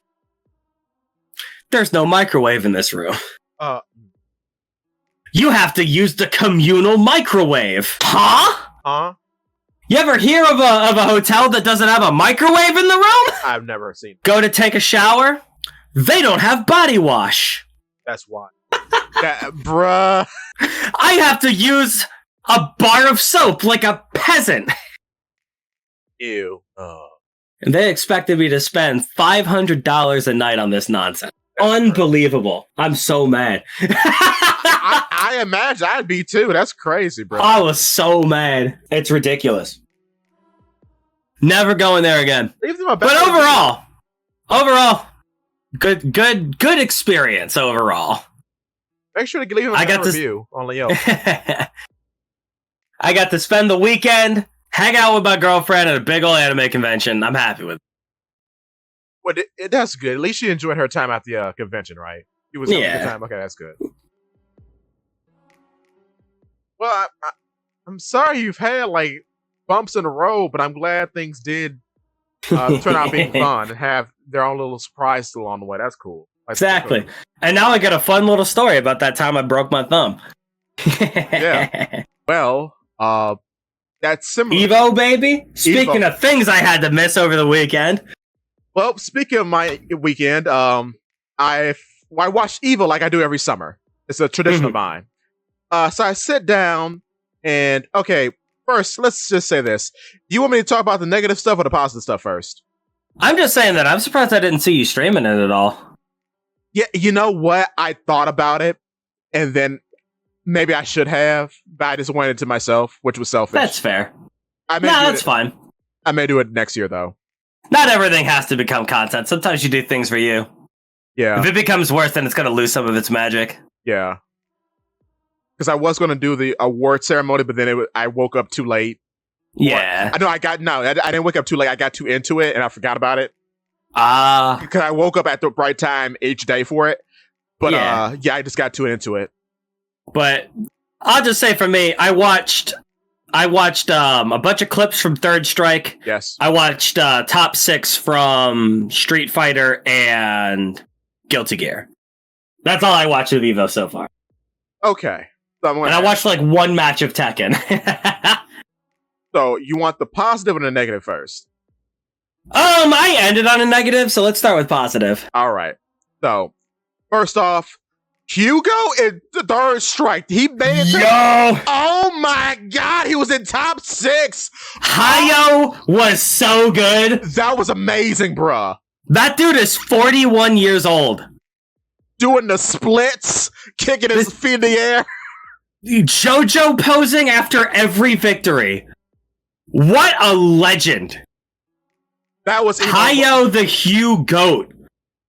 People are calling that nonsense EVO moment 38. It is. Where he did like 5 parries in a row in the air. Yeah, against Ken as Hugo. Yes, to cement top 6. Yes, sir. Crazy. That's some fighting games. That's a fight game. And in the future, because we had some excellent announcements. Not only is Marvel coming, at CVSK, I keep mispronouncing the name. SVC Chaos is coming. Nice. For Switch. This is important for me because during my youth in high school, I would spend my summers watching the intros for Capcom versus SNK 2.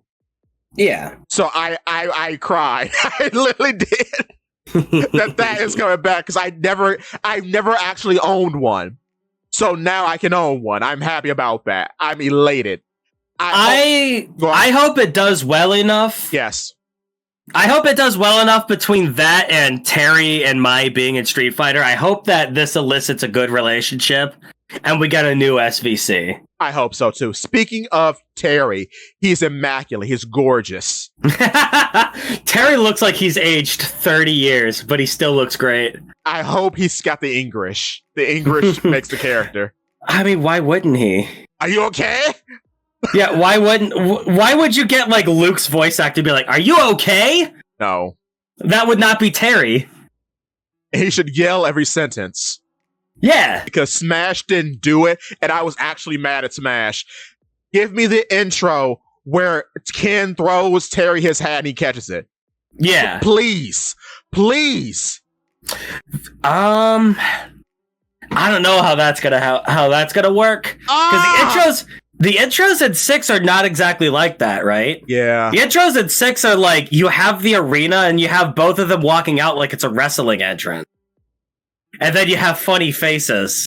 Have them just do a special one for them, please. Come on. Yeah, bro. like maybe you could have the animation like where they used to do it in the sprite based thing at the start. Yeah, make it a rare occasion. I don't care. It has to be in there, please. Also, I'm so mad. Well, one last thing. I was just reminded one last thing about Con. Yeah. As I was driving there, I made a horrible realization. Oh. If I had red pants, I could have went as Punished Ken. Which would have been so clean. Yeah. I could have cosplayed Punished Ken, which would have been so sick. Yeah, Violent Ken from 6. Yeah, no, not Violent Ken. Yeah, Punished Ken from 6. Yeah, true. Yeah. She took the kids, Ryu. Yeah. I also went and I found the Third Strike station, and I was beaten. I was kicking some butt with Alex. It was crazy. Oh, that's cool. My Alex is clean. I got a lot of games I need to buy because I want to play Third Strike for the channel too. I want to fight. Yeah. Oh, we just get Fightcade for Third Strike. Oh, that's true. I got that.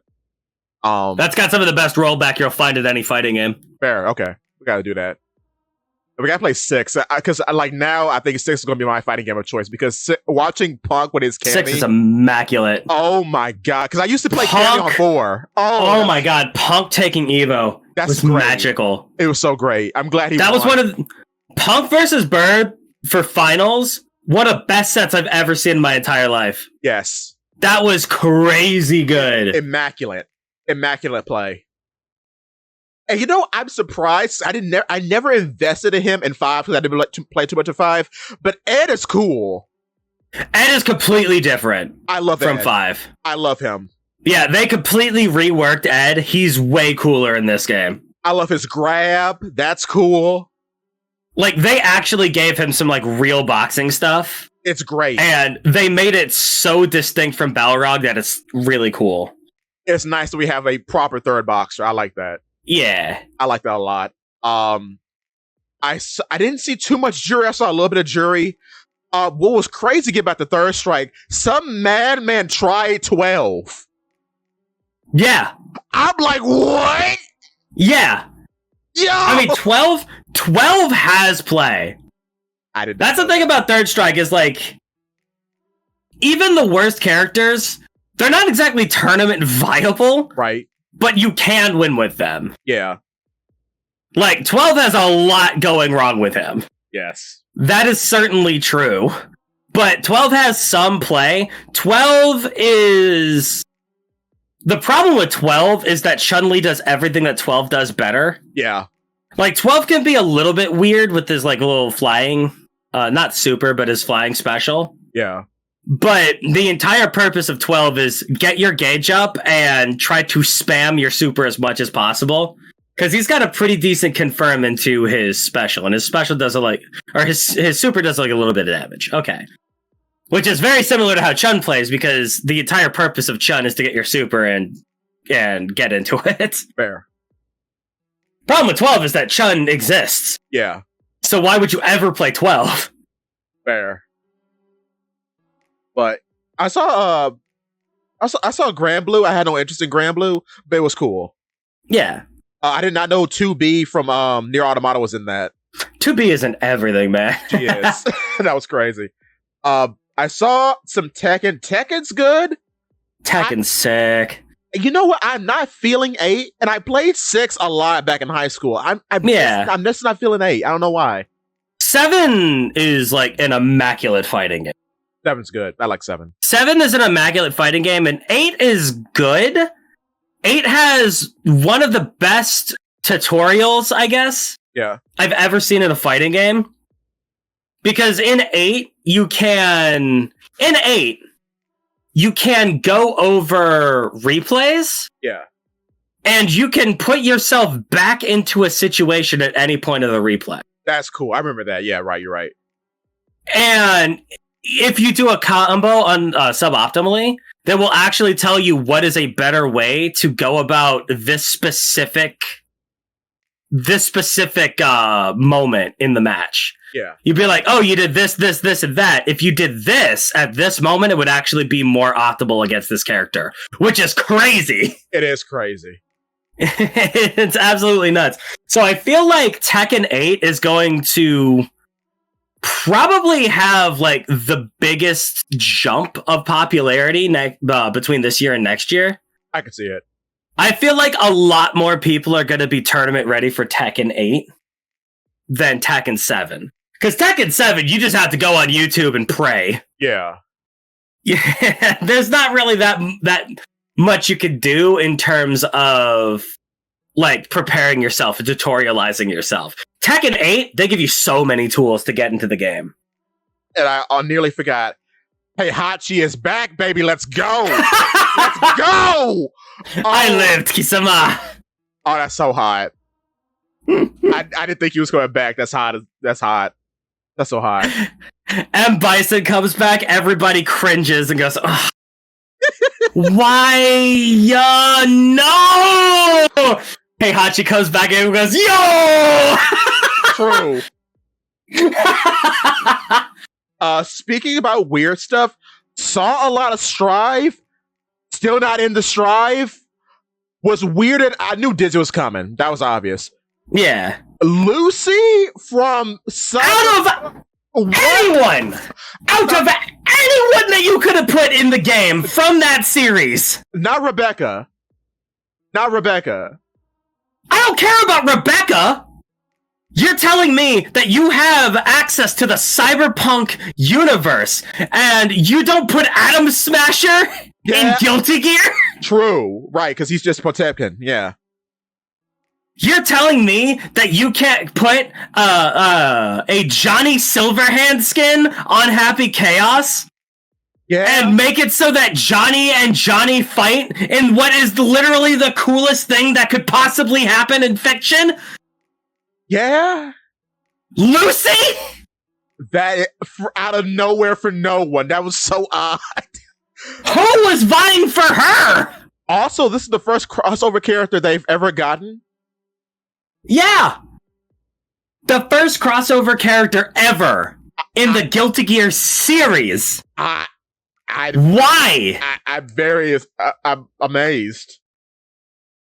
What do I think about this? I don't know.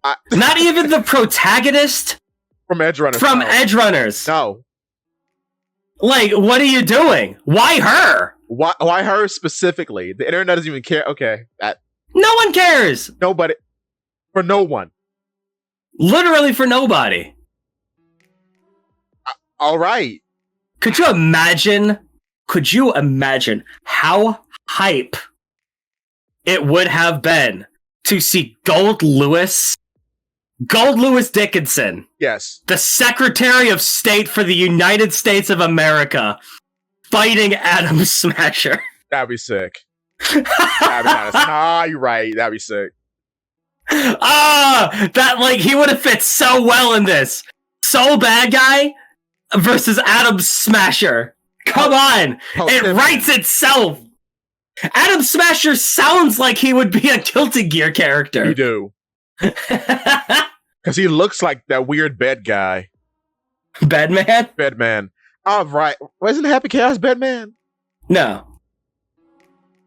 Completely different character. Okay. So he didn't turn into something else from Bedman? No. Bedman was a character from Exard. Right. And Bedman was like this psychic guy. He had like psychic powers and he got killed. And when he got killed, he went to the afterlife and went, that's cringe. And so he used the psychic powers to put his soul into a bed. Oh. So that he could protect his little sister. Okay. See, I didn't even read the lore. Because all this time I thought that was just a robot, the bed, and then he became Happy Chaos. No. So the Bedman was a character whose psychic powers were so powerful that he had to be asleep all the time, or else he would go crazy and destroy the world or some nonsense like that, right? Okay, yeah. So he attached himself to his bed so that he could stay asleep, but then uses his psychic powers to fight with the bed. Okay, that makes more sense. Oddly. So he basically programmed a robot bed. Gotcha. That runs off of psycho energy. Okay. He's also voiced by can't speak his name, Yuri Lowenthal.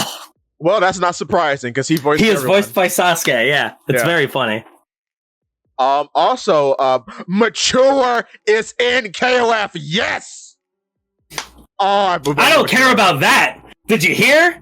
What? Did you hear about City of Wolves? Billy Baby, let's go. Billy Baby! Let's go. Billy Kane, baby! Let's go. Base roster Billy Kane! It's about time!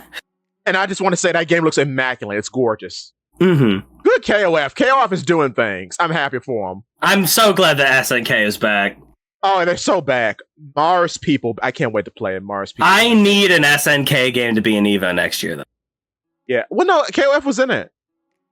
Was it? It wasn't one of the main ones, though, was it? Yeah, it was on stage. Yeah. Oh, yeah. KF 15 was there. You're right. Yeah, you're right. No, yeah, it was. More. Okay, let's see. We talked about that. I gotta watch that. Yeah, it was good. Can't remember any like highlights from it though, because it was they did theirs really early. Yeah. Moving down. Go on. Just saying, Guilty Gear tournament was kind of cool. It was. It was very fun to watch. But while I'm not exactly excited for the first ever Guilty Gear crossover ever, 3v3 looks fun. They made it Marvel. It looks pretty fun. That is bringing me back into Strive. That alone, because I do like me some Marvel. Who's the guy with the hair over his face? I remember him from Xrd. The guy with the hair over his face, white hair. Venom. Yes. Yeah, he's coming. Yeah, I saw him. Yeah.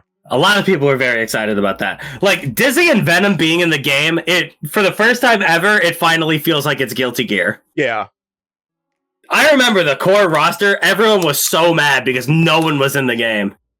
Yeah. Everybody wanted Biken, and Bridget, and Venom, and Dizzy, and Johnny. Oh, yeah, Biken was DLC. That's right. I forgot about that. Biken was DLC, dude. That's weird. Yeah, that's weird. Wow. Yeah, no, you're right. I forgot. Yeah, Johnny was recent. Yeah. Yeah, Johnny was like recent, dude. And they wanted Slayer. He's finally in the game. Right, because Slayer's recent too. I forgot. Yo. Right, yeah. The vampire guy, because the only vampire was that black guy. Dude, this recent patch was Slayer and Johnny and Elfelt. Right, because she's a punk rocker now. Yeah. Right. Oh, that's weird. I didn't realize how weird that was. That's right. Right?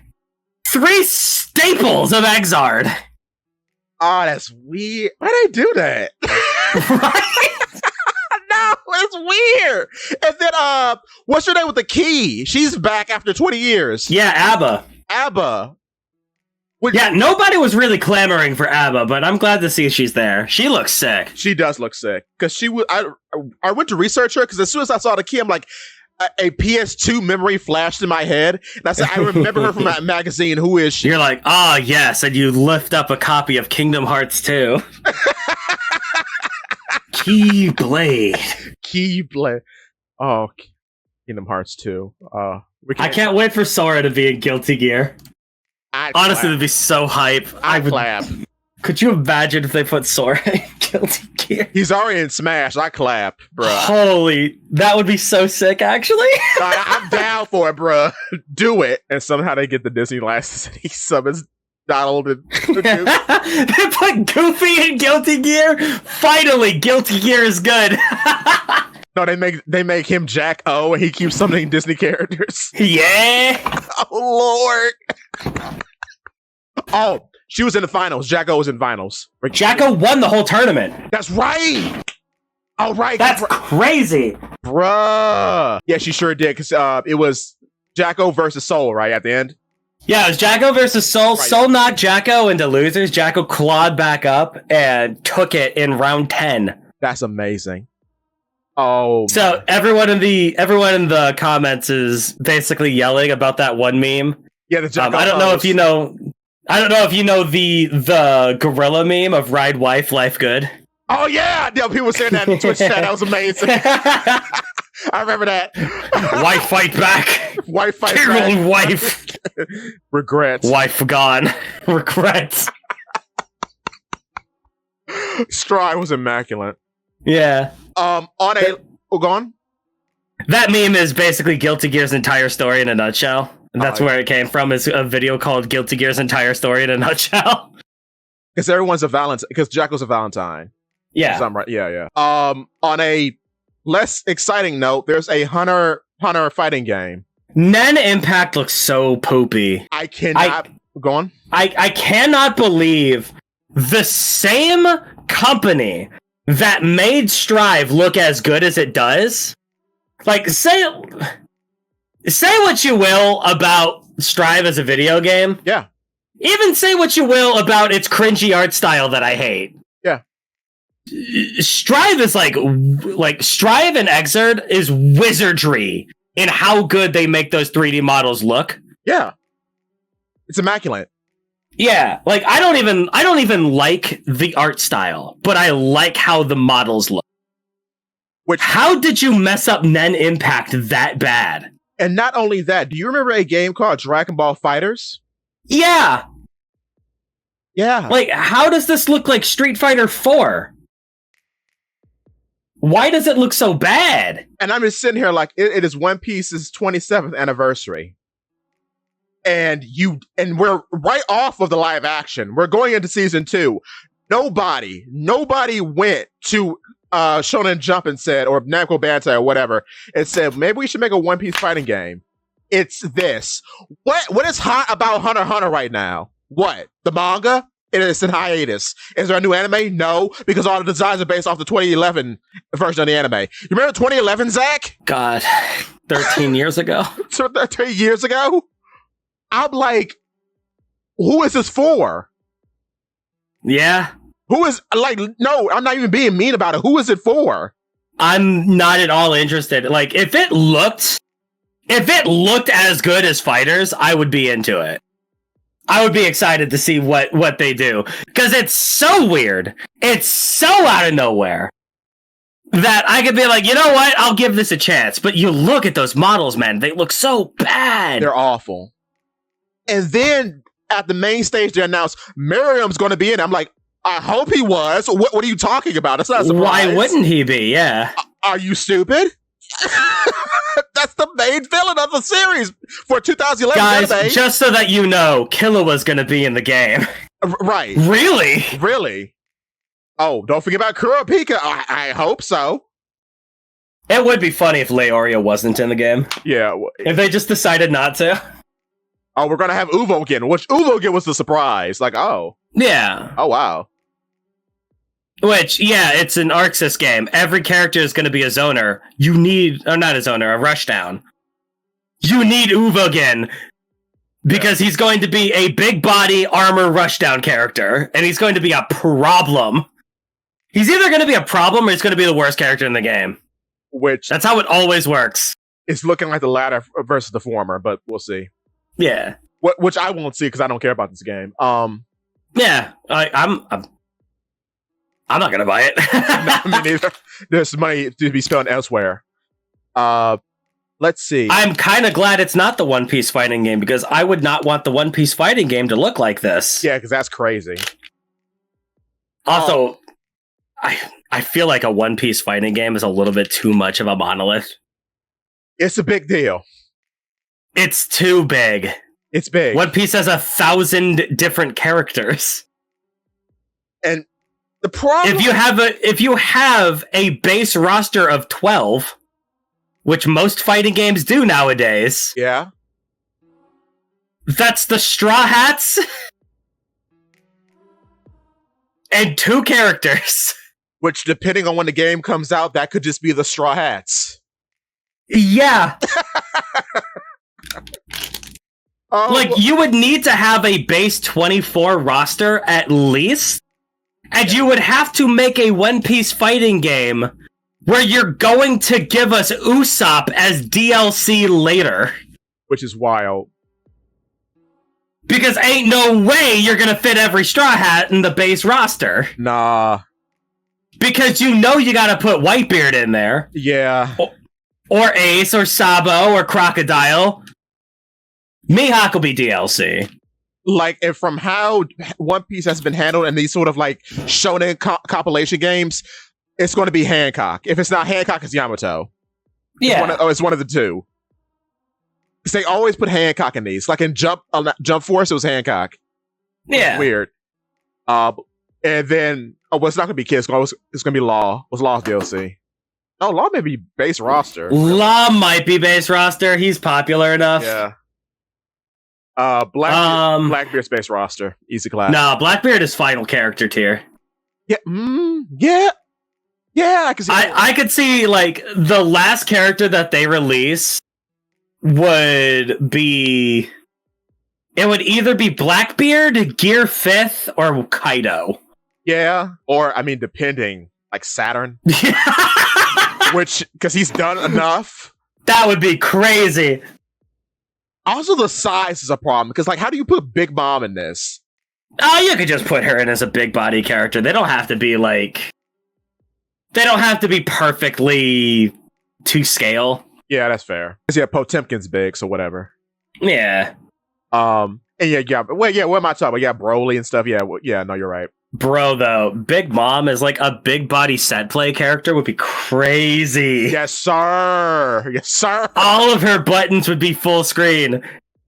Oh, that'd be so hot. Full screen Zeus. Oh, you know what? Make it even worse. Stance change Zeus and Hera. Yeah. Yeah. And then Napoleon has like 16 different stance changes. Oh my god. Let's go. Well, I was thinking just make her like Dizzy. Do you know how Dizzy works? It's been a minute. I don't know. Make her like Dizzy or like Gil from Third Strike. I think it's Gil. Yeah. So basically, Dizzy. Yeah. Dizzy has a bunch of moves that have similar frame data but different properties. So Dizzy has a fireball, and then she has a fireball that is ice. Ah. And then, like, most of her attacks do that, and depending on which one it is a different, it's a different kind of utility onto it. Fair, okay. So it basically gives you, like, a crazy amount of different things that you can do. Mm. Or Gil from Street Fighter, where he's, like, you know Gil, half and half. He's, like, half red, half blue. Wait, why do I know who he is? Wait, what does he look like? He was in Street Fighter 4. He's half red, half blue. He's got like the big blonde hair. Oh, the Angel Wing guy, Urian's brother. Yeah, okay, I got. No, yeah. I got you. So Gil is the same way, except his stats change is depending on what side of the screen he's on. Oh yeah. So if the red side is showing, he does fire. If the blue side is showing, he does ice, which is very funny. So you could do that with Big Mom, where if Prometheus is on one side, you do fire. If Zeus is on one side, you do lightning. That's hot. I like that. You can do stuff like that. Going back to Street Fighter, I did mention I have a leak for you. Mm-hmm.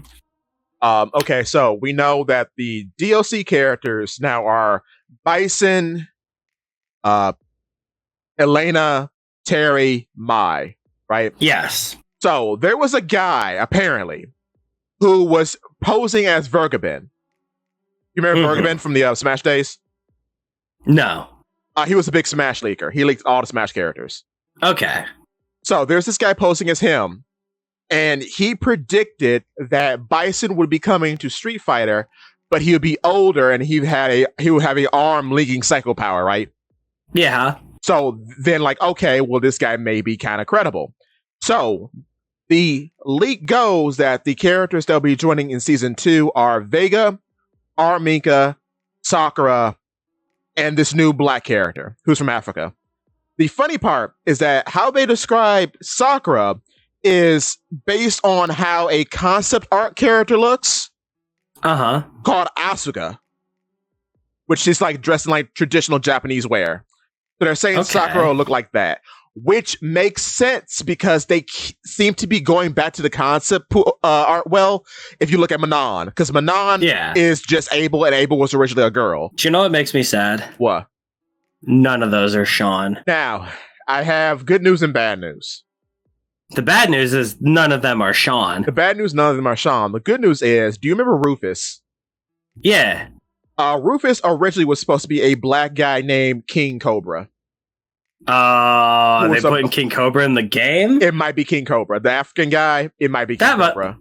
That'd be cool. Yeah. Now, that's my speculation based on them keep going back to the concept art well. Yeah. But yeah. If they put Vega in the game, I might need to play him. Fair. Vega is a white whale of mine. Really? All right.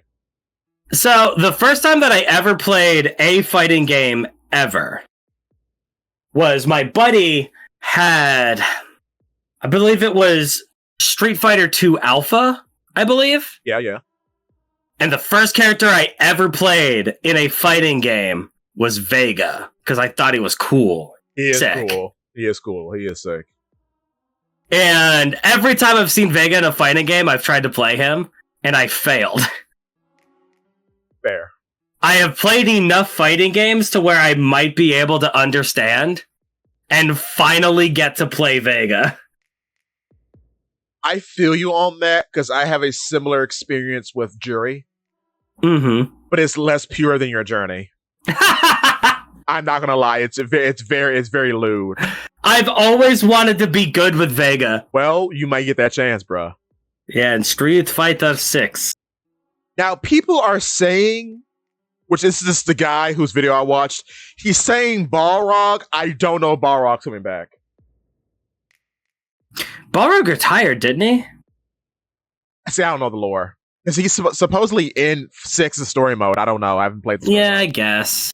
But, like, looking at Ed, I like Ed more than Balrog.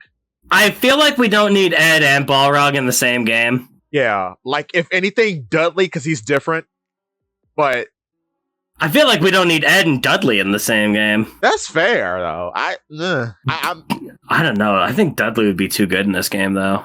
I'm ambivalent about it. Just because, like, diggity dog, Dudley having the cross counter in a game with drive impact? Yeah. Yo! That'd be sick. I'm down for it. They definitely do need more, like, purely defensive characters in Street Fighter 6, but that's just because I'm biased. Fair. I want a big body. Like, a big body. Like how we had Abigail in 5. Give us Abigail back, baby! Over time, I began to love Abigail. Or Hugo. Because they talk about Hugo a lot in 5, but he never shows up. Yeah. I don't want Hugo for 2 reasons. Oh, alright. First reason, we just got Alex in Street Fighter 5, and I don't want Hugo in a Street Fighter game unless Alex is in it. Yeah, because it's Hulk Hogan and Andre. Fair. I want Alex and Hugo in another game together. They have been both returned, and they weren't together, and I'm very upset about that. Fair. I want Alex and Hugo in the same game. That's fair. Secondly, we already have 4 grapplers. Yeah, because Manon. And we do not need Hugo and Zangief in the same game. What about Mike Hagar? I'll let you put Hagar in the game. What? I'll accept that. Oh, Lord.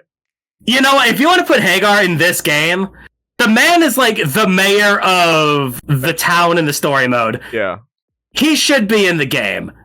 He should be like the last character that you put out. Well, technically, he's not the mayor anymore. Cody is. Yeah. True. I want Cody. Yo, Cody and Hagar in the same game would be so sick. Oh, yo. Let's go. That'd be so sick. I unironically want Poison back. Yeah. I like Poison. But, okay, we talked about that. We talked about Once that. again, I don't want Poison if Hugo's not in the game. Yeah, I want Poison, Hugo, and Alex in the same game. Yeah, because they didn't have, right? Yeah. I'm trying to think. Who are we? Nero would be great. I don't know about Where's Necro? It's Necro, not Nero. Necro's good. Sean is my number 1. Necro's my number 2. Yeah. I would love Necro. Because he has not come back. Yeah. Sean. Like, I want Sagat, but we ain't getting Sagat with Luke in the game. Yeah, because he's like because they're both weird Shoto characters. Yeah. They're both weird Shoto characters. We already have like 5 Shotos with Akuma, too. And Luke is clean. Oh, Luke is clean. I thought I was going to hate him. He's probably like one of the best protagonists. Yeah. Like, Luke is terrible in 5. Luke is like the worst design in 5, but he was designed for 6. He's so good. I love Rashid. I love his big dumb Popeye arms. They're great. I love them. That's so cool. Rashid is good. I'm glad. I love Rashid. I love Rashid. I'm glad Nakali didn't come back. I hate Nakali. Mm-hmm. Bad. Kind of like the worst boss character, I think, of the whole series. Which is sad, because he's so sick. He's cool. He's a cool mud guy. I like him. Yeah, his design is so sick. Very cool. But, like, yeah, I don't know. JP is great. I like JP. Mm-hmm. JP's good. Bison's cringe, but okay. He's cool. Whatever. Whatever. Gil should not come back. Urian should. What do you think? Urian would be interesting. Because Urian's kind of like a zoner. Yeah. Urian in a game with JP would be interesting. And he just yeah, because how do you zone out Someone who puts up shield.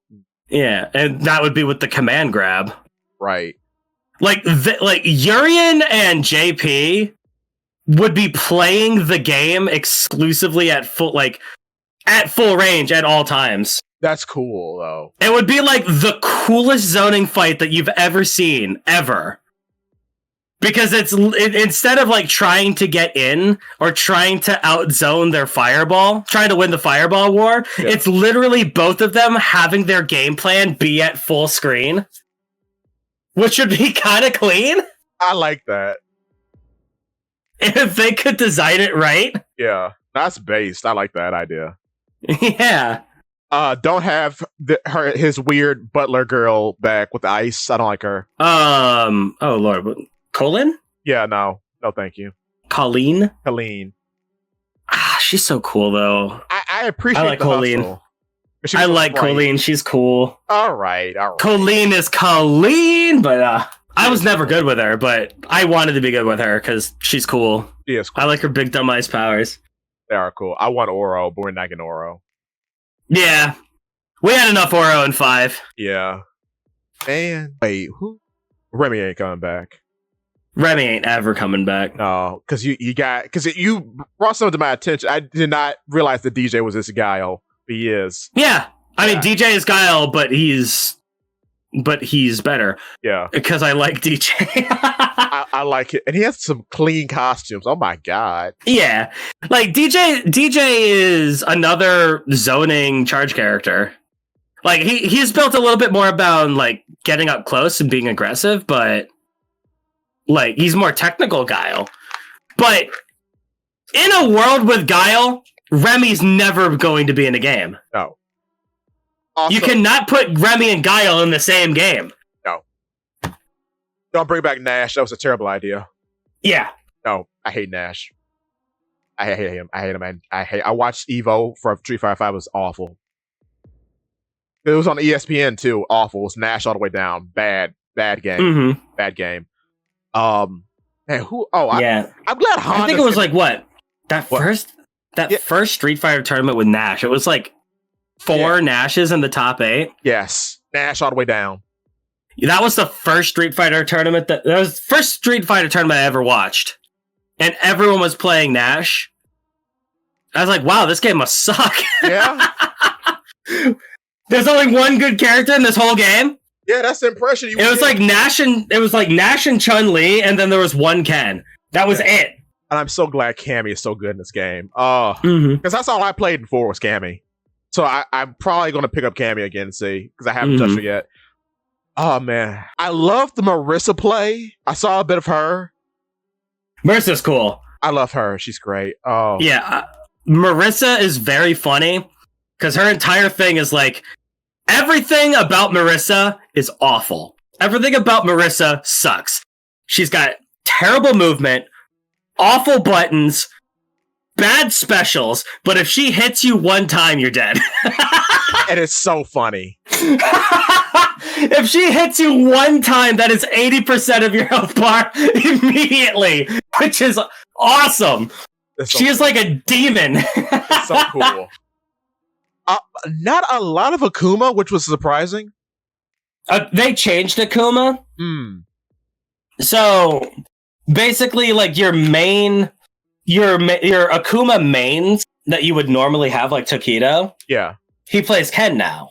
Oh, because they changed Akuma from being like a regular Shota to effectively like having like weird properties on a lot of his different attacks. Yeah. So he doesn't feel like Akuma of old. So people don't like him. I see. Okay. I didn't know that. Also, Kimberly's great. Kimberly's cool. And it's a shame she doesn't get a whole lot of tournament success. Yeah. She seems really good, too.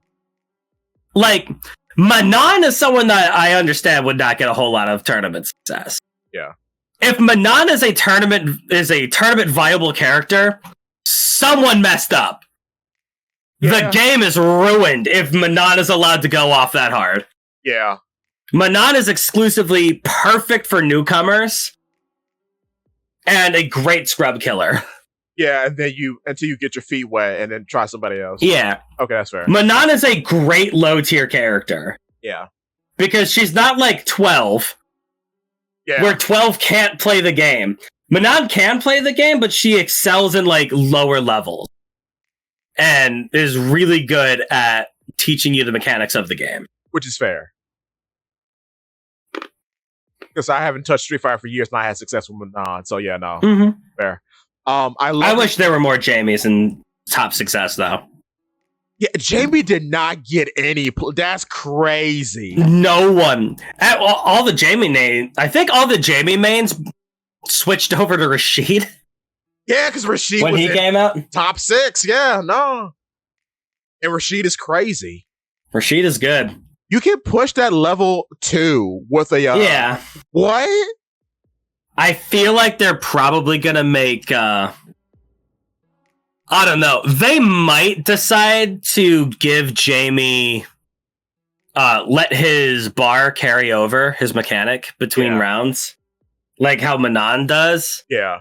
Because the problem with Jamie is like it's really hard to get started with him. I could imagine because you have to actually set up to actually go, which yeah. And then after the round is over, like, by the time you're all set up, if you manage to get all the way to 4, if you can get that far, the round's already almost over. Right. And you gotta start all over again. It's like, it takes a lot of setup and you don't really get to pay off for that long. And then if you're against someone like JP, you're gonna get sandblasted, so... Yeah. Yeah. So I feel like with him, what you would need to do is let them carry over between rounds, but make it 6 chugs instead of 4. Yeah. Something along those lines. Like, make it harder to get up to max. Like, let you get the first 2 right off the rip. Yeah. And then, so you could get your Rekka and your dive kick pretty easily. And then get your spin to win and your full attack after 2 chugs each. Yeah. Something along those lines. That's fair. And then let it carry over in between rounds. Is how I would personally balance it. That might completely make him busted. Jamie might not even need that. But I feel like that's certainly keeping me from playing the character. Because I like Jamie a lot. He is cool. But it does not feel very good to lose all of my progress. Yeah. Because this is a terrible Smash player analysis of it. It's kind of like Steve, I guess, but Steve can just mine things way faster, so you don't have that problem. Because he's also, too, a very resource-dependent character. He's a resource-dependent character, but Steve is a zoner. Yeah. Steve is a zoner, and B, it's a lot easier to keep your distance in Smash than it is in something like Street Fighter. True. The problem is that, like, you have to set up by winning. Like, the only real way to set up, because, like, Jamie doesn't have zoning tools. He's a rushdown character. Right, yeah. So the only real way to get your stacks is A, condition them to be afraid of you running in like a chimpanzee at all times, so that you could sneak in a quick chug to make them come at you. Or B, win engagements and get your chugs at the end of combos. And if you're doing it the second way, by the time that you get to 4, you already won. Yeah. You just won 4 engagements and you just got max. You pretty much would have done at least 25% per combo. Right? Right. This reminds me too, didn't Nakali have a similar thing? Nakali's weird. Okay. Because I remember they both had the hair thing. They both have the hair thing, but Nakali's different. Okay. Well, I hope they do something with Jamie. Because I would. Yeah, because like Luke being top tier is expected, but if Luke is top tier, Jamie also needs to be top tier. Because you need to have like the rivals need to rival, right? Because I mean, Ken and Ryu have been the same place for So like, but although Ryu is usually not very high in tournament play. That's fair. Because why would anyone play Ryu when Akuma exists? Yeah, which is probably why they changed Akuma. Yeah. Well, they changed Akuma because we already have 3 Shotos. Yeah. Like, could you imagine Akuma in a world where Ryu, Ken, and Luke all exist? Yeah. Which makes, Like, whoa. Which makes me think that like Laura's probably not going to come back. No. Because I can't, with Blanca the way he is, also great Blanca play. I love Blanca. He's great in this game. I need to learn Blanca. He's not as cheap. He's like I was showing you Street Fighter 2. I love Blanca in Street Fighter 2. He's the only version of Blanca I can play. Also, great stream, by the way. I liked it a lot. Yeah. But yeah, no, he's good. Because I didn't play him. I fought him a lot in 4. He's hard fighting for. Oh my god. But yeah, I like him in 6 a lot. He's great. I love the Blanca-chan mechanic. It's good. It's good. And I like set play characters. I like characters that like in Smash I play Samus. Yeah. I like having mechanics where you build it up over time. Yeah. Like with Jamie. Like with Manon.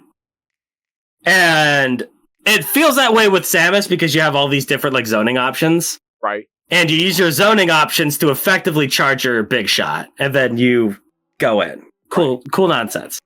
So I guess set play isn't really... I think I'm breaking down, actually. Oh, no. I think my metaphor is breaking down. I like Solid Snake, because he has minds. Well, speaking about things that are like Smash, it's time for Polly to be negative. Uh-oh. Okay, so... your game is a money grab. You come to EVO and you show us Samurai Jack. Mm-hmm. That's great, Multiverses. I'm happy for you. You know where Samurai Jack would have been great at? Guilty Gear. Yeah, well, kind of. Wait, hold on a minute. Wait a minute. Here's the problem. If your target is people at EVO are our age, right? Yeah. Or slightly younger. That's cool. You should have had Samurai Jack at the start, but you didn't. You should have done a lot of stuff at the start, but you didn't. And now you have your terrible, terrible game that no one plays at EVO, which is the right place to show it off at, but then you present something for more money, and then now you say you can charge more money for costumes that don't do anything. Yeah. And then you show off Beetlejuice, but you don't talk about it. And then you have a movie for Samurai Jack that's in engine. You don't even do a pre-rendered like whole to-do for Samurai Jack at EVO. It's EVO. It's EVO. Imagine. Which is like basically E3 again, but okay. No. And then you have Beetlejuice, and it's not the Beetlejuice from the cartoon that people of this age group will probably know. No, it's weird movie Beetlejuice, or an amalgamate, I guess. I'm not sure what's going on. But I mean, we're getting like a new Beetlejuice movie. Yeah. So maybe that's what they're going for? I guess so. Because it'll get people excited to see the movie live in theaters. Yeah. And give Warner more money. Yeah. Which is the purpose of the game. Right. Like, the purpose of Smash is to get people to want to buy arms. I hope. But that's true. You get people interested. But see, the problem with like Nintendo versus this, Nintendo has a very target audience. Yeah.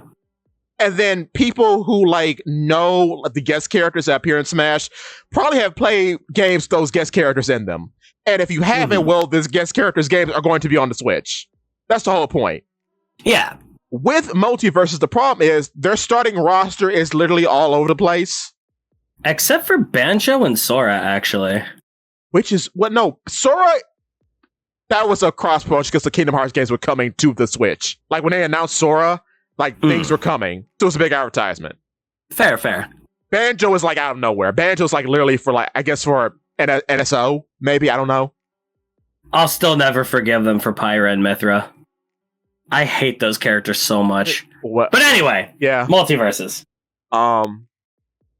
Yeah, so I don't know what the starting roster was about. They prioritized like memes, which yeah, because that's what will get people talking on the internet about your game.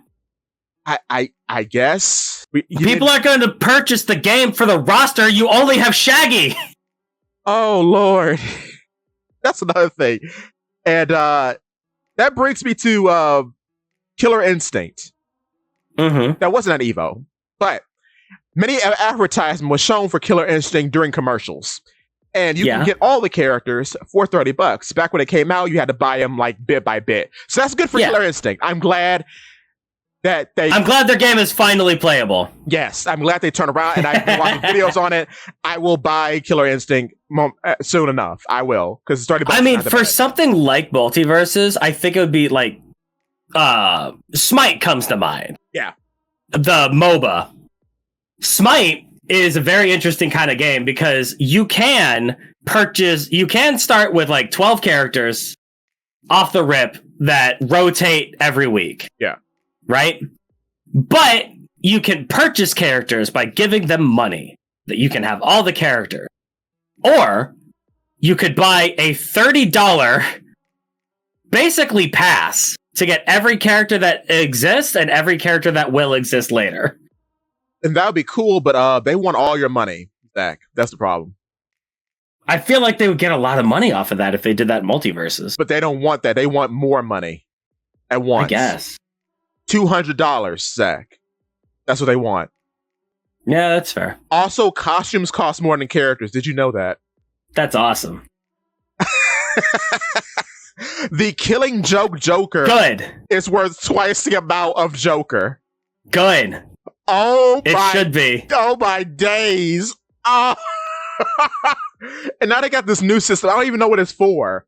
To where you can make people feel poor by doing well or something, and then you get more points to spend more money for costumes or something like that. I don't know how it works. You get more currency if you have a costume on? I think so. That's awesome. More games should do that. That's sick. Oh my god. A literal financial incentive to spend your money. I love that. Do more of that. To be fair, I'm not sure if that's actually how it works, but it's bad. It's a trade wreck. Speaking about trade wrecks, we've been talking about a lot of Japanese games this podcast, right? Oh no. With beautiful artwork, gorgeous character design, great gameplay. And now we should talk about a game with none of those things. None of those things made by the filthy, disgusting Westerners. The actual terrible dregs of society. It's so sad to see how far we've fallen, considering how good the last game in the series was. Let me spin you a tale, Zachary. I was 8 years old. I visited my cousins, right? Uh-huh. I played Mortal Kombat for the first time. It was Mortal Kombat 3. You know who I played? I played Montaro. I loved him. He was great. A couple years later, I'm a little older. I get Mortal Kombat Armageddon. I played Deception before. Deception was great. I see Montaro. They've turned him to a satyr. I was disgusted. Then I find out that in this terrible, filthy, disgusting game, they have made my beautiful boy Montaro a cameo character. This cameo system is the worst thing I have ever seen before in a fighting game. What is the cameo system? Like you can call an assist or something? Or? It's not even assists. It's like, you know assist trophies in Smash? Uh-huh. Imagine that but all the time. Huh. Why would you have that in a fighting game? You tell me. So random characters could just show up? Yeah. In a fighting game? Yeah, they're just like items. Is there a way to turn them off? I don't know. But like everybody, and to make matters worse, you know, in KOF, there's a funny thing that happens in KOF. The main character of KOF is Kyo, and I forgot the red guy's his name. Red-haired guy's name. Iridio? Oh no. I'm drawing a blank. I know this. Idea. Oh gosh. Oh no. Help me, Google. Assist me, Google. Team Sacred Treasures. Iori, yes. Iori Yagami. It's Kyo and Iori. How could I have forgotten? I'm so mad. They have a big rivalry, right? That's the whole point of King of Fighters. None of that matters to SNK. Mr. and Mrs. SNK are Mai and Terry Bogard, right? Yeah. We've all accepted this. Mortal Kombat, for as long as I have been alive, has been the opposite problem. Who do you like in Mortal Kombat, Zakk? I would suppose that it's Scorpion. Yes, Scorpion is on all the box covers. Scorpion is in all the movies. Everybody loves Scorpion. I guess like Scorpion and maybe Sonya Blade. Yeah, Ed Boon does not like Scorpion for whatever reason. There is a consistent push for Kung Lao. Liu Kang. Kung Lao? Actually, him and... No, I think it's Liu Kang and Kung Lao. The guy with the hat. Okay. It's both of them. Isn't Liu Kang Raiden in the new one? Yes. Or some nonsense like that? Liu Kang is the guy. He's the guy. He's the main character. Why him? They have been pushing him for years. Even like back in the day when we were both children, there was a game called Shaolin Monks. Mm-hmm. And it's like Liu Kang and Kung Lao game, and they're just Mario and Luigi. Yeah. They are in Deception. It's zombie Liu Kang. In Deception, it's Liu Kang again. They want Liu Kang to be the main character of this franchise so bad. He's even on the box of Mortal Kombat 1. Nobody likes him. And it's so... Like... Go on. I main Liu Kang, and I don't think he should be the main character. People, they just want him to be that. And it's gotten so bad that they cuck Scorpion in MK1. I just found this out. Scorpion's real name is Hyozo, right? And he's like the demon guy who like is who is tortured by Quan Chi throughout the whole story. Yeah. At the end of 11, Liu Kang makes it so Scorpion is now a baby child being trained under Sub-Zero, like Sub-Zero 2, like Sub-Zero's younger brother, who is now the new Scorpion. And then why? And now the new Scorpion cucks old Scorpion and marries his wife. Huh? Yes. This happens. Why? And now old Scorpion, he's in the game, but he's a cameo character. Cool. Oh my god. And meanwhile, Liu Kang is God. Literally, yes. I would have put Johnny Cage above Liu Kang. Thank you. Because the whole point of this video game franchise is that it's a corny kung fu movie. Yeah. So make the actor the main character. Make the canonical actor guy the main character. It's so simple, Zakk. Thank you. Why? Also, what's his name? Jax, my homeboy, is not a character in this game. He's a cameo character. What? Huh? Exactly. The good parts about it is that Reptile's the best he's ever been.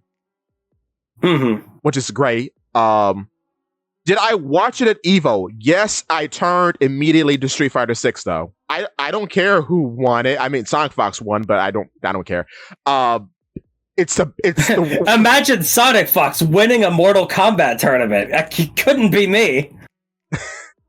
And he's the only one that's playing Mortal Kombat who has a name, apparently. Mm-hmm. Also, spoilers for the DLC. Oh, there are no announcements for MK at EVO, though, because who cares? Yeah. Because it doesn't matter. I hope that they just go back and make the next one Mortal Kombat 12.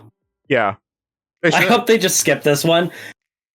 And out of all my time of playing and observing Mortal Kombat, we've had some pretty cool guest characters, you know? We had Predator. All characters that your dad or big brother would know. Predator, RoboCop, Rambo, Terminator, Rambo, Jason, Freddy. Joker. Yeah, Joker, Freddy, Kratos at one time in 9. I hear Homelander's kind of cool. You know what's so funny about Homelander? I sure do love Evil Superman. How about 2? What do they do? They have both Homelander and Omni-Man in the same game. Oh, yeah. Oh, my God. That would be so much better if it was Injustice and not Mortal Kombat. It's so funny how Injustice is just better than Mortal Kombat. Because Hellboy is cool. The Turtles are cool. And then Injustice doesn't have these gross fatalities. I'm sorry, I'm not approved by any stretch of the imagination. But at this point in the modern day, they don't add anything. The fatalities? It's stupid. It doesn't make any sense. It just makes it harder to have your game on YouTube. Yeah. So it's not going to be successful. Exactly. And like, it's weird because the game is running at like 30 FPS. It has terrible movement and terrible buttons. And then I will say in MK11, they do add something to the game because they are very fun to watch. Yeah, they're cool. But MK11 has more character variety. True. Oh, and on the horror movie aspect, guess who they're adding to MK1 from the horror movie? Let me think. What is the monster from... Not It Follows. Jeepers Creepers? No. There's a new horror movie that just came out about... It was about those guys that live in a world where they're not allowed to make any noise, or else a monster will come and eat them. Oh yeah, right. And they just did a prequel to that. Bird Box. I don't think it's called Bird Box. Oh Lord. It's a similar, yeah, I know what you're talking about. Oh man. Yeah, Bird Box. Quiet Place. Quiet Place, yes. Is it the monster from A Quiet Place? No! It's not Pennywise either. Oh, that would have been cool. Yeah. Nothing cool. It's Ghostface. From Scream. Cool. A regular human in a mask. And he's fighting Homelander. He's fighting Homelander, all right. And Omni-Man. They would have done better to just take somebody from, oh Lord. What's that horror game that everyone plays right now? I don't know. Oh, yeah, Dead by Daylight. Yeah, they would just done better to take one of those guys. You could have had Springtrap. Yeah. That would have got the kids going. You could have put... You could have put Michael Afton from Five Nights at Freddy's. Do it. That would have actually been kind of sick. I would have clapped. Like, oh my God. They put Purple Guy in there. And that's another thing too. The funny part about 11 is they brought back friendships, and friendships are automatically better than fatalities because they're funny. Yeah. This game is super duper serious for no reason. I'm like, okay, calm down. This is not 2007.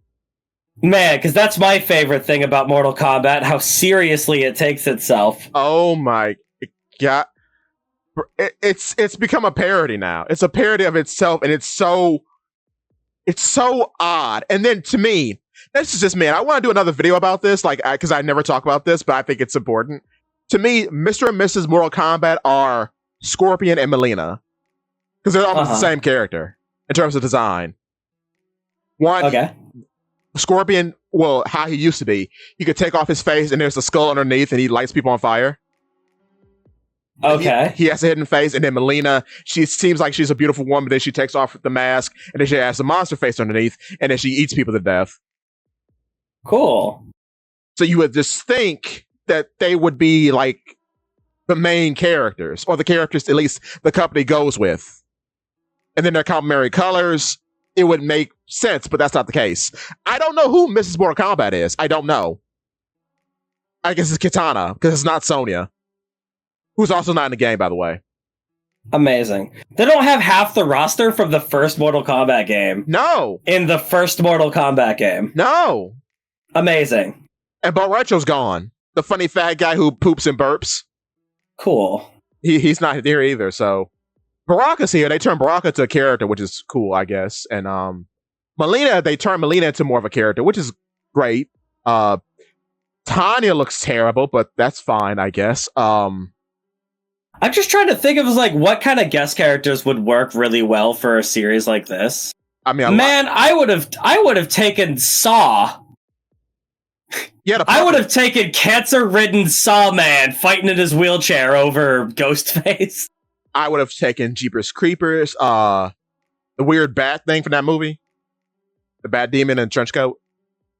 Put Velma in the game. I don't care. I mean, you can do a lot when the game isn't a bloody gore fest. That doesn't add anything. And it's stupid because, like, okay. Yeah, I take it back. Don't put Velma in the game. I don't want to see her getting fatality. Yeah, no, thank you. Ew. They made my boy Montaro an assist trophy. And they don't have any. Girl's not back either. Girl's gone. That's like the only American one. Yes. Fighting game. Because Multiverse is not a fighting game. It's the only Western fighting game.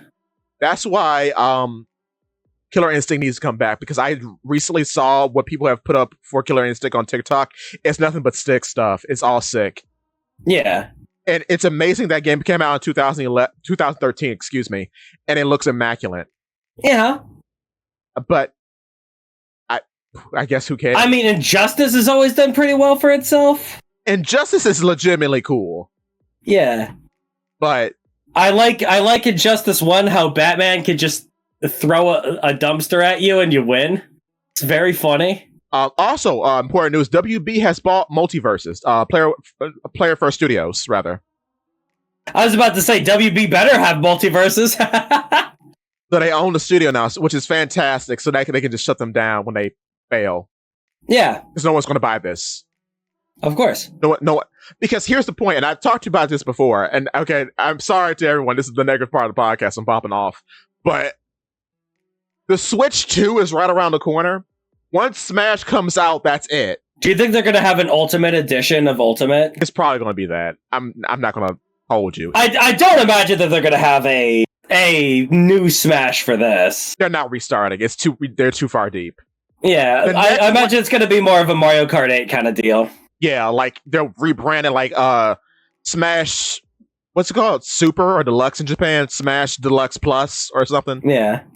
And then they'll probably get to like a character roster of 100, which would be wild, but that's a possibility. And I mean, how many are in the game right now? 89. Excuse me, 89. You think they're gonna add 11 more characters to Smash Ultimate? Ain't no way. They could. I think it's gonna be a Mario Kart 8 situation where they just release the game, all the DLC at once, and that's it. Because they added a whole bunch of characters to Mario Kart 8. That's true. Because, like, basically everyone who's ever been in the series was added to Mario Kart 8. Like, Funky Kong, King Boo, Birdo was added. I can't think of the whole roster, but yeah. But the point is like, I don't know what they were doing in Multiverses. I honestly don't know. And then the whole bit about, which seemed like a lie, but I'm not going to call it a lie, because I don't know. But when they had the beta out, right, like a year ago, they were charging money for things that weren't done yet in an unfinished game. Cool. Which is weird. And they went away for a while, and then they brought it back. And the game is still technically unfinished. And they're still charging money. And I know there's a guy on YouTube who's kind of bent out of shape about people complaining about it, but the game is bad. Yeah. But the game's bad. You're forgetting that the game is bad. People don't complain when the game's not bad. Mm-hmm. I mean, they still kind of do, but like... If the game makes me want to spend money, then I will spend money. Exactly. And I bring this up because it's such a jarring comparison to see all this Eastern well-crafted art on display. You got even look at like that Third Strike. Third Strike is immaculate. Street Fighter 6 immaculate. To this day, Third Strike is still immaculate. It's crazy. It's so crazy to think that Third Strike completely and utterly failed when it first came out. And now it's the perfect fighting game. It's perfect. People love it. It's great. People like anime stuff. And they're all good looking. Even like with the semi-realistic style of Street Fighter 6. Fantastic. It's amazing how they translate all these characters. Because I thought Blanc would be a nightmare, but he looks great. And then you get to the Western side. And there's nothing but trash fires. Yeah. It's depressing. And it's not going to change. The West could use a new fighting game. The West? I don't know who could make it. I would like a fighting game that isn't based off of horror stuff. I would too. Just original characters. It's like, and it's so weird to me that Mortal Kombat does that. When honestly, and I can speak on this because I've been in the pit for a minute, or the crypt, I should say, if you get the reference. Her. But like, Mortal Kombat has never had a strong roster of characters. No. And the funny ones like Mocap and Meat, they have done away with. I mean, Mortal Kombat's always been more about the fatalities than the characters. Which is the problem. Yeah.